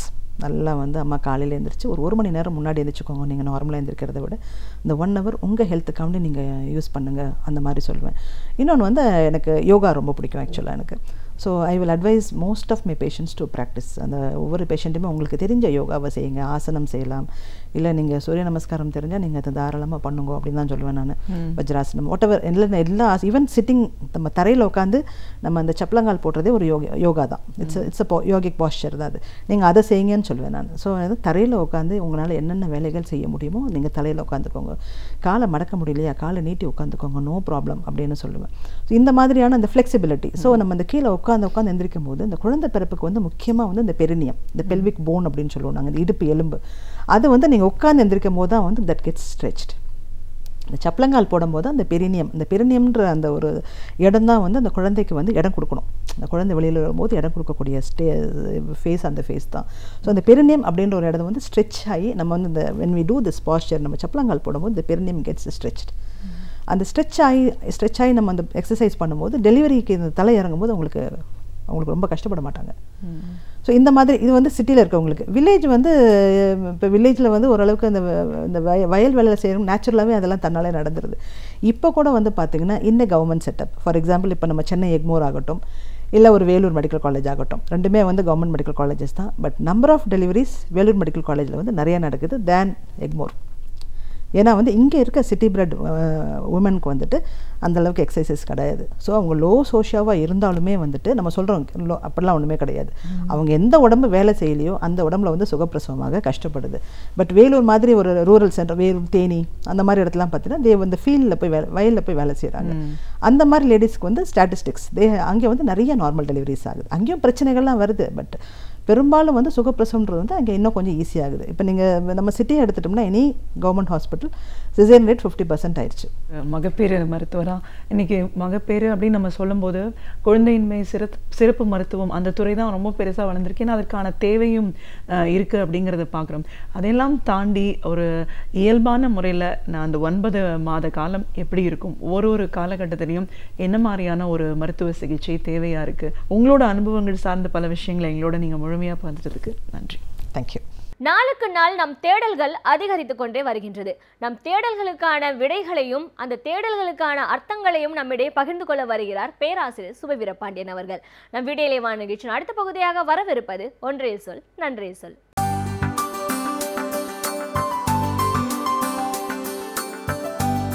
அனைவருக்கும் என் அன்பு வணக்கம்.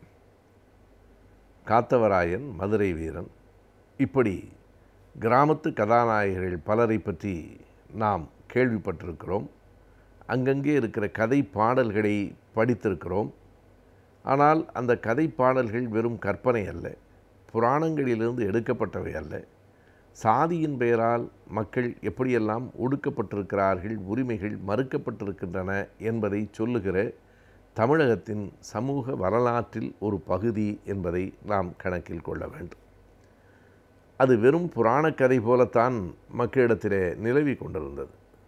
அறிஞர் நா. வானமாமலை அவர்கள்தான் அந்த நாட்டு பாடல்களையெல்லாம் ஆராய்ந்து பல புதிய உண்மைகளை கண்டறிந்து சொன்னார்.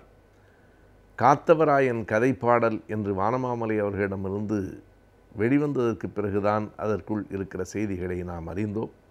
அதற்கு பின்னால் பேராசிரியர் அருணன் அவர்கள் நேரடியாகவே கள ஆய்வு செய்து பல செய்திகளை குறிப்பிட்டார். புகழேந்தி புலவர் காத்தவராயன் பற்றி எழுதியிருக்கிறார். தமிழில் காத்தவராயன் என்றே ஒரு திரைப்படம் வெளிவந்திருக்கிறது. எனவே காத்தவராயன் என்பவர் வெறுமனே ஒரு கற்பனையாக படைக்கப்பட்ட பாத்திரம் இல்லை. இந்த சமூகத்தில் ஒடுக்கப்பட்ட மக்களினுடைய வாழ்நிலை எப்படி இருந்தது என்பதை எடுத்துச் சொல்லுகிற ஒரு வாழ்ந்த ஒரு மனிதனின் கதை என்பதை நாம் அறிந்து கொள்ள முடிகிறது. காத்தவராயன் ஏறத்தாழ திருச்சிக்கு அருகில் இருக்கிற முக்கொம்பு என்று சொல்லப்படுகிற இடத்துக்கு பக்கத்தில் தான் வாழ்ந்திருக்கிறான். அங்கே தான் அவன் கழுவிலும் ஏற்றப்பட்டிருக்கிறான். அவன் கழுவில் ஏற்றப்பட்டதற்கான அடிப்படை காரணம் ஒரு பெண்ணை கடத்தி கொண்டு வந்து விட்டான் என்று சொல்லப்படுகிறது. இது ஆண் பெண் உறவிலான அல்லது காதலின் அடிப்படையிலான சிக்கல் இல்லை. கடத்தி வரப்பட்ட அந்த பெண் ஒரு உயர் சாதி என்று சொல்லப்படுகிற சாதியைச் சேர்ந்தவள். காத்தவராயனோ ஒடுக்கப்பட்ட ஆதி திராவிட வகுப்பை சார்ந்தவன். எனவே அந்த காத்தவராயன் கதைக்கு பின்னால் இருப்பது சாதிதான் என்பதை நாம் உள்வாங்கிக் கொள்ள வேண்டும். அது ஏதோ ஒரு காதல் கதை, அவனை தண்டித்து விட்டார்கள் என்பது போல நாம் மேம்போக்காக கருதினால் இந்த சமூகத்தை உள்வாங்கிக் கொள்ளவில்லை என்று பொருள். எனவே முக்கொம்புக்கு அருகில் இந்த இடத்திலே தான் அந்த பெண்ணை அவன் சிறை வைத்திருந்தான் என்று சொல்லப்பட்டு அதன் அடிப்படையிலே அந்த சமூகத்தைச் சேர்ந்தவர்கள், அந்த காத்தவராயன் கதைப்பாடலிலே வானமாமலை அவர்கள் சொல்லுவது, வேதியர்கள் மன்னனிடம் ஒரு வழக்கு தொடுத்தார்கள், ஒரு பிராது கொண்டு வந்தார்கள். அப்போதெல்லாம் அந்த வழக்கை பிராது என்பார்கள். அது என்ன வழக்கு?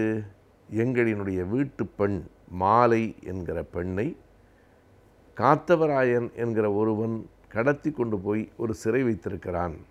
எங்கள் பெண்ணை மீட்டு தர வேண்டும், காத்தவராயனை உடனடியாக கழுவில் ஏற்றி கொலை செய்ய வேண்டும் என்பதுதான் அவர்கள் கொண்டு வந்திருக்கிற பிராது. அந்த மாலை என்கிற பெண் ஆரியர்கள் வீட்டில் பிறந்தவள் என்பதனாலே ஆரிய மாலை. அந்த திரைப்படத்திலும் கூட ஆரியமாலா ஆரியமாலா என்கிற பாடல் ஒலிப்பது இப்போதும் கூட நம்மால் நினைவு கொள்ள முடியும். எனவே அந்த காத்தவராயன் ஆரியமாலா கதைதான் அது. இந்த இடத்திலே நாம் எதை கவனிக்க வேண்டுமென்றால், யார் வேண்டுமானாலும் வழக்கு தொடுக்கலாம்.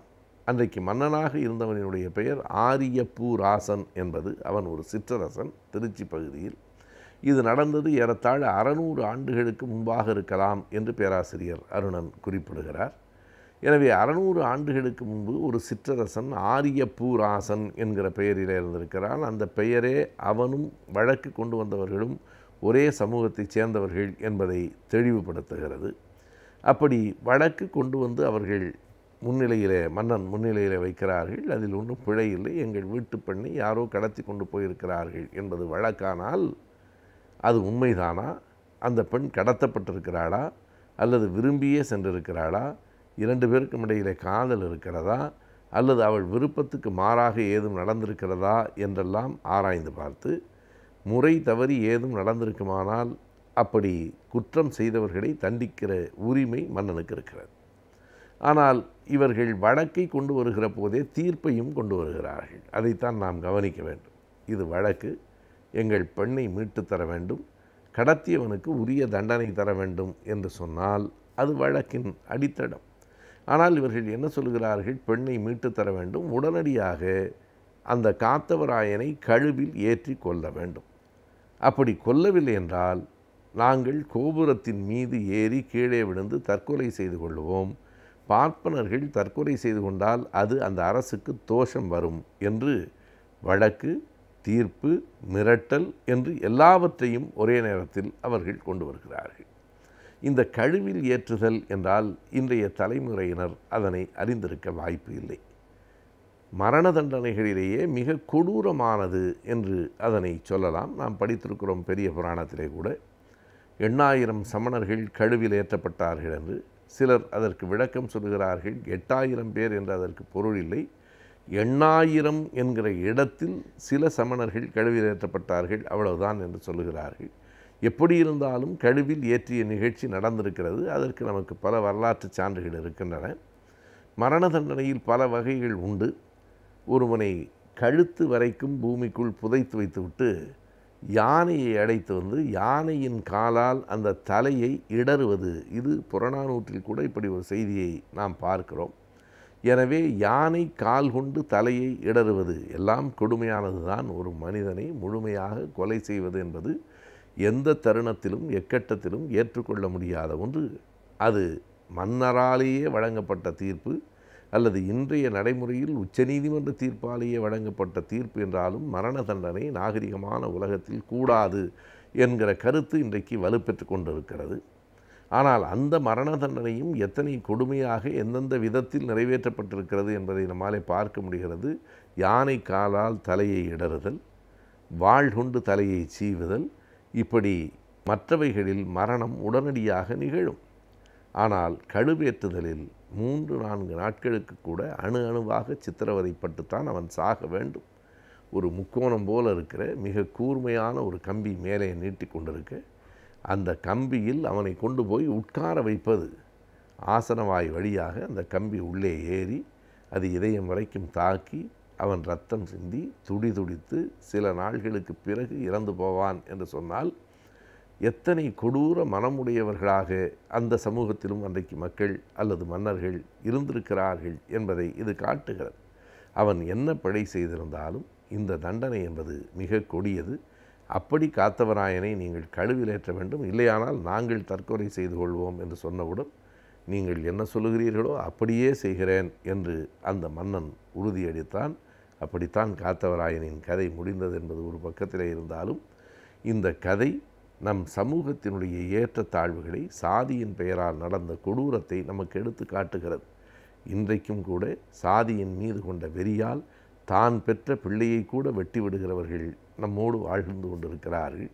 எனவே சாதி என்பது கொடுமையானது, அறவே அகற்றப்பட வேண்டியது என்கிற உணர்வைத்தான் காத்தவராயன் கதை போன்றவற்றை படிக்கிற போது நாம் பெறுகிறோம்.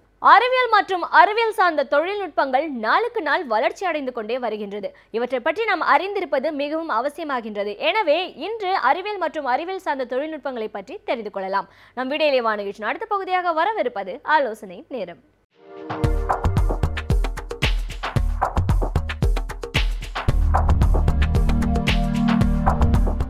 இனிய காலை வணக்கம் நேயர்களே. சயின்ஸ் அண்ட் டெக்னாலஜிங்கிற தொகுப்பில் கம்ப்யூட்டர் சயின்ஸ் அட்வான்ஸ்மெண்ட் அப்படிங்கிற பிரிவில் நம்ம இன்றைக்கி பார்க்க போகிற தலைப்பு cyber crime and cyber security, cyber குற்றங்களும் சைபர் பாதுகாப்புகளும். இப்போது டைப்ஸ் ஆஃப் க்ரைம்ஸ் என்னென்ன இருக்குது, இன்டர்நேஷ்னல் லெவலில் எப்படி அட்டாக் ஆகுது, இந்தியன் லெவலில் எப்படி அட்டாக் ஆகுது, இப்போ அதை எப்படி அவாய்ட் பண்ணலாம், என்னென்ன அவேர்னஸ் கோர்சஸ்லாம் பண்ணலாம், அதில் எல்லாமே இப்போ நம்ம இந்த பிரிவில் நாம் பார்க்க போகிறோம். இப்போது இன்டர்நெட் தான் எல்லாத்துக்குமே மூல காரணம். இன்டர்நெட்டில் நம்ம நிறைய பாசிட்டிவ் திங்ஸ் பண்ணலாம், but at the same time நெகட்டிவாகவும் நிறைய ஹேக்கர்ஸ் வந்து இன்டர்நெட் யூஸ் பண்ணி நெகட்டிவ் சைட் பண்ணுறாங்க. அது எந்த மாதிரி பண்ணுறாங்க அப்படின்னா, இப்போ நம்ம person against cyber crime, against person, cyber crimes against government, cyber crime against industry, இந்த மாதிரி நிறைய பிரிவுகள் இருக்குது. இப்போ இந்த டைப்ஸ் ஆஃப் க்ரைம்ஸ் அப்படின்னு எடுத்துக்கிட்டோம்னா, ஹேக்கிங் வந்து இன்னொருத்தர் ப்ரோக்ராமை எடுத்து இன்னொருத்தரோட இன்ஃபர்மேஷன்ஸ் எல்லாமே எடுத்து நம்ம ஹேக் பண்ணி அதை வேறு இடத்துல லீக் பண்ணுறது, அதான் ஃபஸ்ட்டு ஹேக்கிங். செகண்ட் பார்த்திங்கன்னா இட்ஸ் அ கிராக்கர்ஸ் வந்து ஒரு இதில் போட்டு ஃபிசிக்கலாக ஒரு செகண்டரி ஸ்டோரேஜோ, ஒரு ஸ்டோரேஜ் டிவைஸோ, ஒரு ஹார்ட் டிஸ்கோ, ஒரு யூஎஸ்பியோ டேமேஜ் பண்ணுறது கிராக்கர்ஸ். அதே மாதிரி ஸ்கிரிப்டிக்கல் ப்ரோக்ராமை வந்து நமக்கு ஒரு ஏதாவது ரேண்டம் நம்பர் ஜென்ரேஷன் பண்ணி அந்த ப்ரோக்ராம் ஒர்க் அவுட் பண்ணாமல் விடுறது. அன்எத்திக்கல் எம்ப்ளாயி, ஒரு கம்பெனிலேருந்து நமக்கு பிடிக்கல இன்னொரு கம்பெனிக்கு போகிறோம் அப்படின்னா இந்த கம்பெனியில் உள்ள இன்ஃபர்மேஷன்ஸ் எல்லாம் எடுத்து லீக் பண்ணுறது. சைபர் டெரரிஸ்ட், இது வந்து எக்ஸ்ட்ரீம் லெவல். நம்மளோட சைபர் டெரரிஸ்ட்னால் போய் நம்ம கவர்மெண்ட்டுக்கே ஒரு அலர்ட் கொடுக்குறது, இது பண்ணலைன்னா நாங்கள் இந்த பயங்கரவாதம் பண்ணுவோம் அப்படின்னு ஒரு தீவிரவாத தாக்கல் பண்ணுறது. அது மாதிரி கார்ப்பரேட் ஸ்பை, அதாவது ப்ரைவசி அண்ட் கான்ஃபிடென்ஷியாலிட்டி, எல்லா கம்பெனியோட லீக் இன்ஃபர்மேஷன்ஸ் எடுத்து அனதர் கம்பெனிக்கு லீக் பண்ணுறது. ஸோ இதோட ட்ராக்கிங் பண்ணுறது, இதெல்லாம் டைப்ஸ் ஆஃப் க்ரைம். இது வந்து இன்டர்நேஷ்னல் லெவலில் எந்த அளவுக்கு அட்டாக் ஆகிருக்கு அப்படின்னு பார்த்தா, இப்போ லாஸ் ஏஞ்சல்ஸ்லாம் ஒரு டிராஃபிக் சிஸ்டத்தையே கொலாப்ஸ் பண்ணார் ஒருத்தர். அது 10 லேன் 8 லேன் இருந்தால் கூட ஒரு லேன்லேருந்து அடுத்த லேன் டைவர்ட் பண்ண மாட்டாங்க. பட் என்டையர் சிஸ்டம் கொலாப்ஸ் பண்ணி 4 நாள் ஆச்சு அதோட ரெக்கவர் பண்ணுறதுக்கு அவங்களுக்கு. இதே ஆஸ்திரேலியன் அட்டாக் வந்து 250 டன்னோ ஒரு வேஸ்டேஜை வந்து ஒரு ரிவரில் கலக்க வச்சாங்க. அது என்ன ரீசன் கேட்டால் வெரி சில்லி ரீசன். அவரோட அப்பாயின்மெண்ட், அதாவது எங்கெங்கே கம்பெனிக்கு போகிறாரோ அதெல்லாம் வந்து எங்கேயுமே ரிஜெக்ட் ஆகிருக்காரு, அதனால் ஒரு வெக்ஸ் ஆகி இப்படி பண்ணார். இதே இது North Korea Sony entertainment complete சேனலை ஹைஜாக் பண்ணிவிட்டு அன்ரிலீஸ்டு மூவிலாம் வந்து அதில் போட்டாங்க. சைனீஸ் அட்டாக் வந்து பார்த்திங்கன்னா அந்த யூஎஸில் உள்ள அது கம்ப்ளீட்டாக அது இதெல்லாம் இருக்குது, டேட்டாபேஸ் இருக்குது, அதோட வெதர் ஃபோர்காஸ்டிங் இருக்குது, எல்லாமே கண்ட்ரோல் எடுத்துகிட்டு அதை மாற்றினாங்க. இப்போ இது காரில் வந்து யூஎஸ் இன்னொன்று பார்த்திங்கன்னா கார் இருக்குது, காரில் வந்து சிப் யூஸ் பண்ணுறாங்க. சிப் வந்து பாசிட்டிவ் தான். ஸோ அந்த பாசிட்டிவாக பண்ணுறதுக்கு வந்து அதே சிப்பை இன்னொரு ஹேக்கர் கையில் கிடச்சாங்கன்னா இப்போ நம்மளோட பிரேக்கு, நம்மளோட ஆக்சிலேட்டரு, ஸ்பீடு எல்லாம் கம்ப்ளீட்டாக வந்து அவரோட ஹேக்கர் கையில் போச்சுன்னா ஏதாவது ஆக்சிடென்ட் ஆகிறதுக்கு அந்த மாதிரிலாம் பண்ணாங்க. போர்லாண்டில் வந்து ஏரோப்ளைன் ஹேக்கிங் கம்ப்ளீட்டாக எடுத்து ஏதோ ஒரு அடுத்த சிக்னல் கிடைக்காதுன்னா ஒரு இடத்துல இறக்கி விட்டாங்க. ராயல் பேங்க் ஆஃப் ஸ்காட்லாண்டில் வந்து ஒரு நம்பர் 1 பேங்க்கு, அதுலேயே பார்த்தீங்கன்னா 12 hours அந்த ஏடிஎம்மில் அட்டாக் பண்ணால் எதுவும் ஒர்க் பண்ணாமல் விடுவாங்க. அது மாதிரி எம்பிஏ அப்ளிகேஷன் ட்ராக்கிங் ஒரு இது பண்ணி ஹார்வர்ட் யூனிவர்சிட்டிலே வந்து நிறைய பேர் அதனால் ரிஜெக்ட் பண்ணாங்க. ஸோ இப்போ நம்ம இந்தியா லெவலில் பார்த்திங்கன்னா இந்த அளவுக்கு பெரிய அளவு தாக்கம் கிடையாது. பட் பர்சன்ஸ் வைஸ் இப்போ ஒரு பர்சன் வந்து ஒரு சைபர் ப்ரொஃபைலிங் எல்லாமே போட்டுறாங்க. அதனால் அதுலேருந்து ஒரு பர்சன் மேலே பிடிக்கல, இல்லைன்னா ஒரு செக்ஷுவல் ஹராஸ்மெண்ட்ஸ் இந்த மாதிரிலாம் நிறைய நடந்துகிட்ருக்கு இந்தியாவில். இப்போ 25 கோடி மக்கள் வந்து இந்தியாவில் வந்து கம்ப்யூட்டர் யூஸ் பண்ணுறாங்க. அதில் வந்து 4.20 கோடி மக்கள் வந்து சைபர் கிரைம்னால் அஃபெக்ட் ஆகிறாங்க. அதாவது ஒரு ஆல்மோஸ்ட் ஒரு 5ல் ஒரு பகுதி வந்து ஆட்டோமேட்டிக்காக அதில் அஃபெக்ட் ஆகிறாங்க. பட் இன்னொரு புள்ளியில் என்ன சொல்லுதுன்னா 72,000 கம்ப்ளைண்ட்ஸ் வந்து 2004லேருந்து 2014 வரை 10 வருஷத்துக்கு கம்ப்ளைண்ட் புக் ஆகிருக்கு. அதனால் இப்போ ஆன் ஆவரேஜாக பார்த்திங்கன்னா 6,000 கம்ப்ளைண்ட் ஒரு வருஷத்துக்கு. பட் இன்னொரு சர்வே என்ன சொல்லுதுன்னா 14,000 கம்ப்ளைண்ட் வந்து ஒரு மாதத்துலேயே நடக்குது. ஸோ 14,000 கம்ப்ளைண்ட் ஒரு மாதத்தில் நடக்கும்போது 1,80,000 கம்ப்ளைண்ட் இருக்குது. அந்த நேரத்தில் 6,000 கம்ப்ளைண்ட் தான் நம்ம புக் பண்ணுறோம். ஸோ இதுக்கு என்னென்னா அவேர்னஸ் தேவை. ஸோ அந்த அவேர்னஸ் இருந்துச்சுன்னா இந்த மாதிரி கம்ப்ளைண்ட்லாம் ஈஸியாக புக் பண்ணிடுவோம். ஸோ நம்ம எஜுகேஷன் சிஸ்டமே முதல்ல கொஞ்சம் நிறைய மாற்றணும். இப்போது ஒரு சின்ன ஒரு கோர்சஸ் இருக்குன்னா ஒரு 100 நாள் ஒரு கோர்ஸ் பண்ணி அந்த ஹேக்கிங் கோர்ஸ் நடத்துவோம். பட் இது யூஎஸ்லேயோ யூகேலேயோ பார்த்தீங்கன்னா 2 years நடத்துவாங்க. ஸோ என்ன கொஸ்டின் என்ன ஆன்சர் அது மட்டும் தான் இங்கே பண்ணுறோம், ப்ராக்டிக்கலாக யூஸ் பண்ண மாட்டோம். அதனால் மாற்றணும். சர்டிஃபைட் எத்திக்கல் ஹேக்கிங் அந்த மாதிரி கோர்சஸ்லாம் இருக்குது. இப்போ ஹேக்கர்ஸ் வந்து பார்த்திங்கன்னா நம்மளோட விட அவங்க நிறைய நாலேஜபிளாக இருப்பாங்க. இப்போ நம்ம ஒரு ப்ரோக்ராம் எழுதுகிறோம், அதை வந்து நம்மளோட அந்த ஐடியாவை ஹேக் பண்ணி அது எப்படி ஒர்க் பண்ணாமல் இருக்கிறது அப்படிங்கிறத திங்க் பண்ணும்போது நம்ம இந்த மாதிரி கோர்சஸ்லாம் நிறைய பண்ணால் தான் அதோட லூப் ஹோல்ஸ்லாம் நமக்கு தெரியும். இப்போ பெங்களூரில் பார்த்தீங்கன்னா cyber crime first cyber crime police station இருக்குது. இப்போ மகளிர் காவல் நிலையம் இருக்கிற மாதிரி சைபர் கிரைம் போலீஸ் ஸ்டேஷன்ஸ் இருக்குது. அதுக்கப்புறம் ஒரு 4-5 இடத்துல தான் சைபர் கிரைம் போலீஸ் ஸ்டேஷன்ஸ் தனியாக இருக்குது. ஸோ இந்த மாதிரிலாம் அதிகமாக கொண்டு வரணும். இப்போது விமன் வந்து நமக்கு நிறைய ஹராஸ்மெண்ட்ஸு, செக்ஷுவல் ஹராஸ்மெண்ட்ஸு அந்த மாதிரி நிறைய குற்றங்கள் வந்து சைபர் குற்றங்கள் வந்து விமனுக்கு பெண்களுக்கு எதிர்மாக தான் நிறைய நடந்துகிட்டு இருக்குது. இப்போ அந்த இது வந்து சமூகத்தை நம்ம குற்றம் சொன்னாலுமே நம்ம பெண்களும் அதுக்கு இப்போ நம்ம மக்களும் அதுக்கு ஒரு காரணம் தான். இப்போ பார்த்திங்கன்னா இப்போ ஃபேஸ்புக் ப்ரொஃபைல் இருக்குது, அதில் ஒரு டேட் ஆஃப் பர்த்து, நம்ம நேமு, நம்மளோட பேரண்ட்ஸ் நேமு, நம்மளோட பிரதர்ஸ் நேமு, சிஸ்டர்ஸ் நேமு, நம்ம எங்கே படித்தோம், யூஜி எங்கே பண்ணோம், பிஜி எங்கே பண்ணோம், எங்கே ஃபஸ்ட்டு எம்ப்ளாய்மெண்ட் பண்ணோம், நேற்று எங்கே போனோம், இன்றைக்கி எங்கே போனோம், நாளைக்கு எங்கே, இது எல்லா டீட்டெயில்ஸ் இருக்கும்போது ஒரு ஹேக்கர்ஸ் வரும்போது அவங்களுக்கு பெரிய ரிசர்ச்லாம் பண்ண வேண்டிய அவசியமே இல்லை. ஆட்டோமேட்டிக்காகவே அவங்க ஈஸியாக அதில் வந்து ஒரு போனாங்களே நம்மளோட டீட்டெயில்ஸ் ஃபுல்லாக அது பண்ணி ஹேக் பண்ணுறதுக்கு சான்சஸ் இருக்குது. ஸோ இப்போ வந்து உமன்ஸ் வந்து கம்ப்ளைண்ட் கொடுக்கணும். இப்போ நிறைய கம்ப்ளைண்ட்ஸ் இப்போ முதல்ல சொன்ன மாதிரி 6,000 கம்ப்ளைண்ட் தான் அங்கே வந்திருக்கு. ஆனால் 1,80,000 கம்ப்ளைண்ட் இருக்குது 1 yearக்கு. அப்படிங்கும்போது நீங்கள் ஆட்டோமேட்டிக்காக வந்து கம்ப்ளைண்ட் நிறைய கொடுக்கணும்.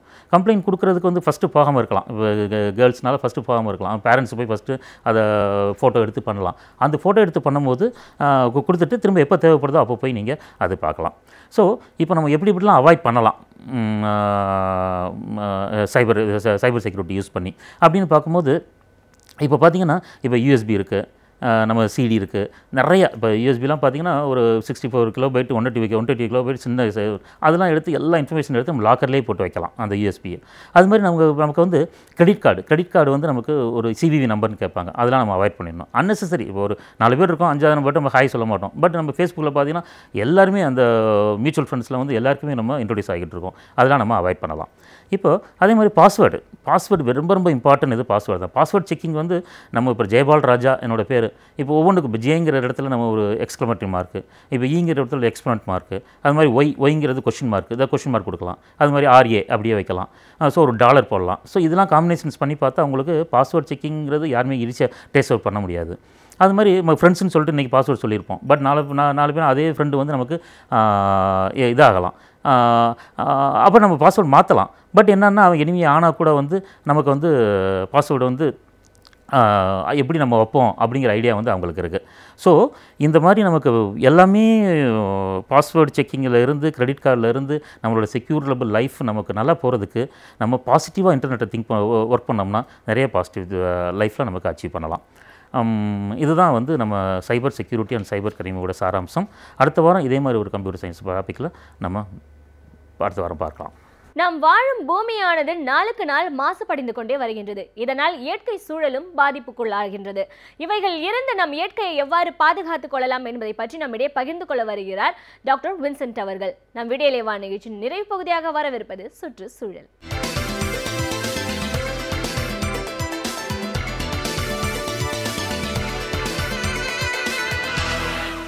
சுற்றுச்சூழல் பிரச்சனையில் இன்றைக்கு அதிகமாக பேசப்பட்டு கொண்டு வருகிற பல விஷயங்களில் இன்று பல ஊடகங்களும் ஏன் பல நாடுகளுமே விவாதித்து கொண்டிருக்கிற ஒரு விஷயம் என்னவென்று கேட்டால் தண்ணீர் பிரச்சனை. தண்ணீர் பிரச்சனை என்பது இன்றைக்கு பல பேரினுடைய பல நாடுகளினுடைய சூழல்களை ஒட்டுமொத்தமாக மாற்றி இருக்கிறது என்று சொன்னால் அது மிகையாகாது. ஏனென்றால் ஒவ்வொரு திட்டங்கள் தீட்டுகிற பொழுது அல்லது வரைவு திட்டங்களை உருவாக்குகிற பொழுது இந்த தண்ணீரை பற்றி பேசாமல் இருக்க முடியவில்லை. அதோடு இன்றைக்கி தண்ணீரால் வரக்கூடிய பிரச்சனைகள் அனைவருமே தெரிந்திருக்கிறது. இரு மாநிலங்களுக்கு இடையில் பிரச்சனைகள், அதே மாதிரி தண்ணீர் இல்லாத காலகட்டத்தில் அதனால் மக்களுக்கு வரக்கூடிய கஷ்டங்கள் இதையெல்லாம் இன்றைக்கு விவாதிக்கப்பட்டு கொண்டிருக்கிறது. ஆனால் இந்தியாவை போன்ற நாடுகளில் பல நேரங்கள் நம்ம நினைப்பது உண்டு. ஏனென்றால் நம்முடைய நாடு 3 பகுதி நீரால் சூழப்பட்டிருக்கிறது. ஒரு பகுதி நிலம். ஆனால் இந்த 3 பகுதியும் நீரால் சூழப்பட்டிருக்கிறது என்பதற்காக இந்தியாவில் அதிகமாக தண்ணீர் இருக்கிறது என்று நாம் கருதிவிட முடியாது. ஏனென்றால் கடல் நீர் நாம் குடிப்பதற்கு பயன்படுத்துவது இல்லை. அது தொழில்நுட்பங்கள் வந்து அதை நாம் மாற்றுவதற்குரிய ஒரு சூழல் இருந்தால் கூட இன்று கூட அதனுடைய செயல் திட்டங்கள் சரியாக செய்யப்படவில்லை. ஆனால்தான் இன்றைக்கு கூட நம்முடைய இந்தியாவில் மக்களுக்கு குடிநீராக அல்லது விவசாயத்திற்கு பாசுகிற தண்ணீராக இருக்கக்கூடிய விழுக்காடு எதுவென்று கேட்டால் 3 விழுக்காடு மட்டும்தான். 97 விழுக்காடு தண்ணீர் நமக்கு இருந்தால் கூட அதனுடைய பயன்பாடு குடிப்பதற்கோ அல்லது பாசனத்திற்கோ பயன்படுத்த முடியாது. ஆனால் நாம் பயன்படுத்துகிற அந்த நன்னீர் என்று சொல்லப்படுகிற அதனுடைய சதவீதம் கிட்டத்தட்ட 3 விழுக்காடு தான். இந்த 3 விழுக்காடிலும் 2% விவசாயத்திற்கு பாசனம் பயன்படுத்த இருக்கிறது. ஏனென்றால் இந்தியா ஒரு விவசாய நாடு. நமக்கு அதிகமாக தண்ணீர் தேவைப்படுகிறது. 1 விழுக்காடு தான் நம்முடைய மக்களுக்கு கிட்டத்தட்ட 120 கோடி மக்களுக்கு குடிநீர் வசதியை தரக்கூடியதாக இருந்து கொண்டிருக்கிறது. இதிலிருந்து நமக்கு தெரிகிறது தண்ணீர் தட்டுப்பாடும் தண்ணீர் பிரச்சனையும் நம்மோடு இணைந்திருக்கிறதாக இருக்கிறது. ஆனால்தான் இன்றைக்கு முன்னெச்சரிக்கையாக பல நடவடிக்கைகள் எடுக்க வேண்டிய காலகட்டத்தில் இருக்கிறோம். அதனால்தான் இன்றைக்கு கூட பல படங்கள், ஆவணப்படங்கள் வந்து கொண்டிருக்கிறது. வார் ஃபார் வாட்டர் என்று. எதிர்காலத்தில் தண்ணீர் இல்லாமல் கிடைக்காமல் 2 நாடுகள் சண்டை போட்டுக்கொள்ளக்கூடிய சூழல்களாம் உருவாகும் என்ற ஒரு சூழல்கள் சொல்லப்பட்டு கொண்டிருக்கிறது. ஆனால்தான் இன்றைக்கு நம்முடைய தண்ணீர் பிரச்சனையை எப்படி தீர்ப்பது? ஏனென்றால் இது சுற்றுச்சூழல் பிரச்சனையாக கருதப்பட்டு கொண்டிருக்கிறது. ஏனென்றால் தண்ணீர் என்பது ஒரு இயற்கை வளம்.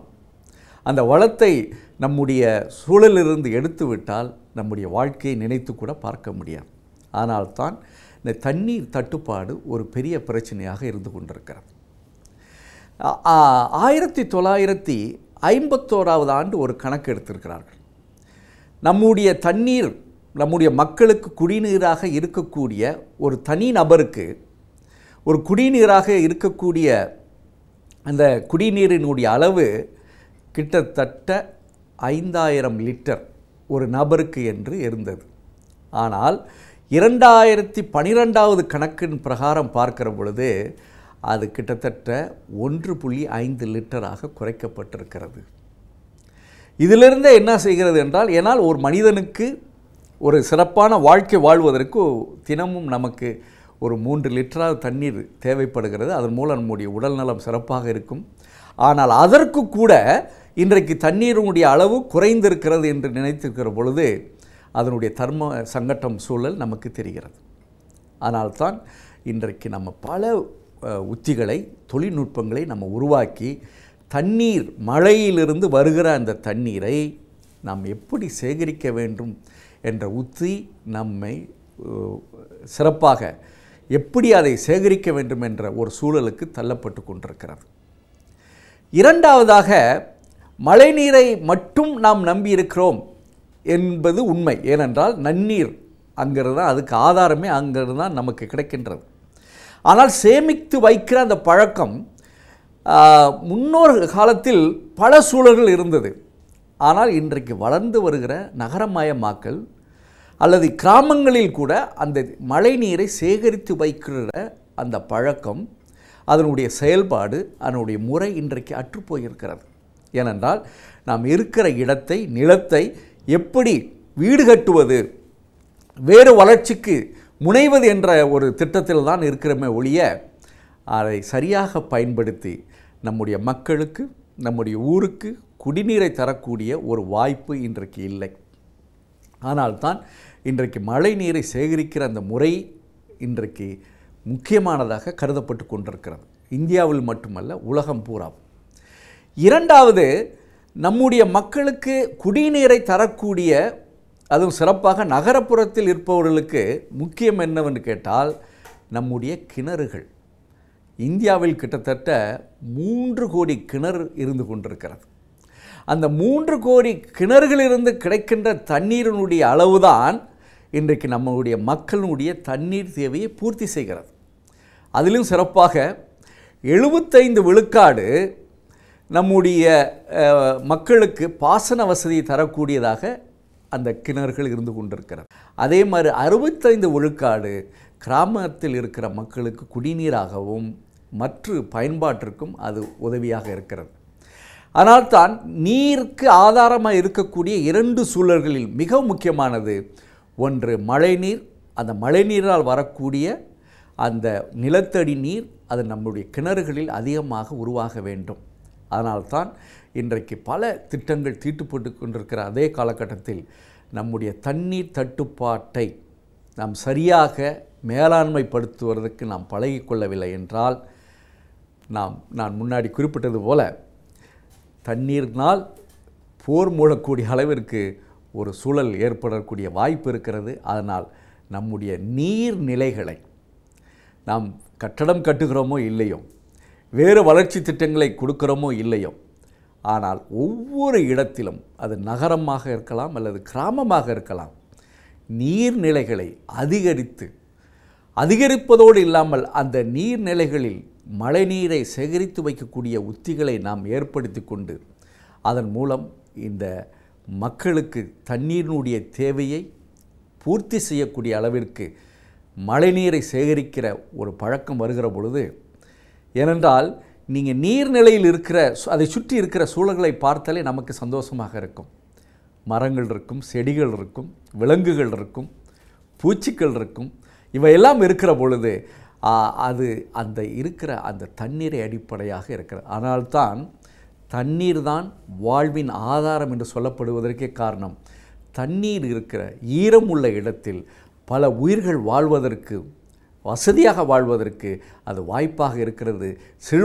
செழுமையாக இருப்பதற்கு அது வாய்ப்பாக இருக்கிற போது நிச்சயமாக நம்முடைய தண்ணீரை பாதுகாக்கிற முறை உறுதியாக நாம் மேற்கொள்ள வேண்டும். அதையும் சுத்தமானதாக மக்களுடைய பயன்பாட்டிற்கு அது இருக்கக்கூடியதாக மாற்றுகிற பொழுது நிச்சயமாக தண்ணீருடைய பிரச்சனையை நாம் எளிதாக தீர்க்கக்கூடிய வாய்ப்பு நமக்கு இருக்கிறது. இல்லை என்றால் அது மிகவும் சிரமமானதாகத்தான் இருக்கும்.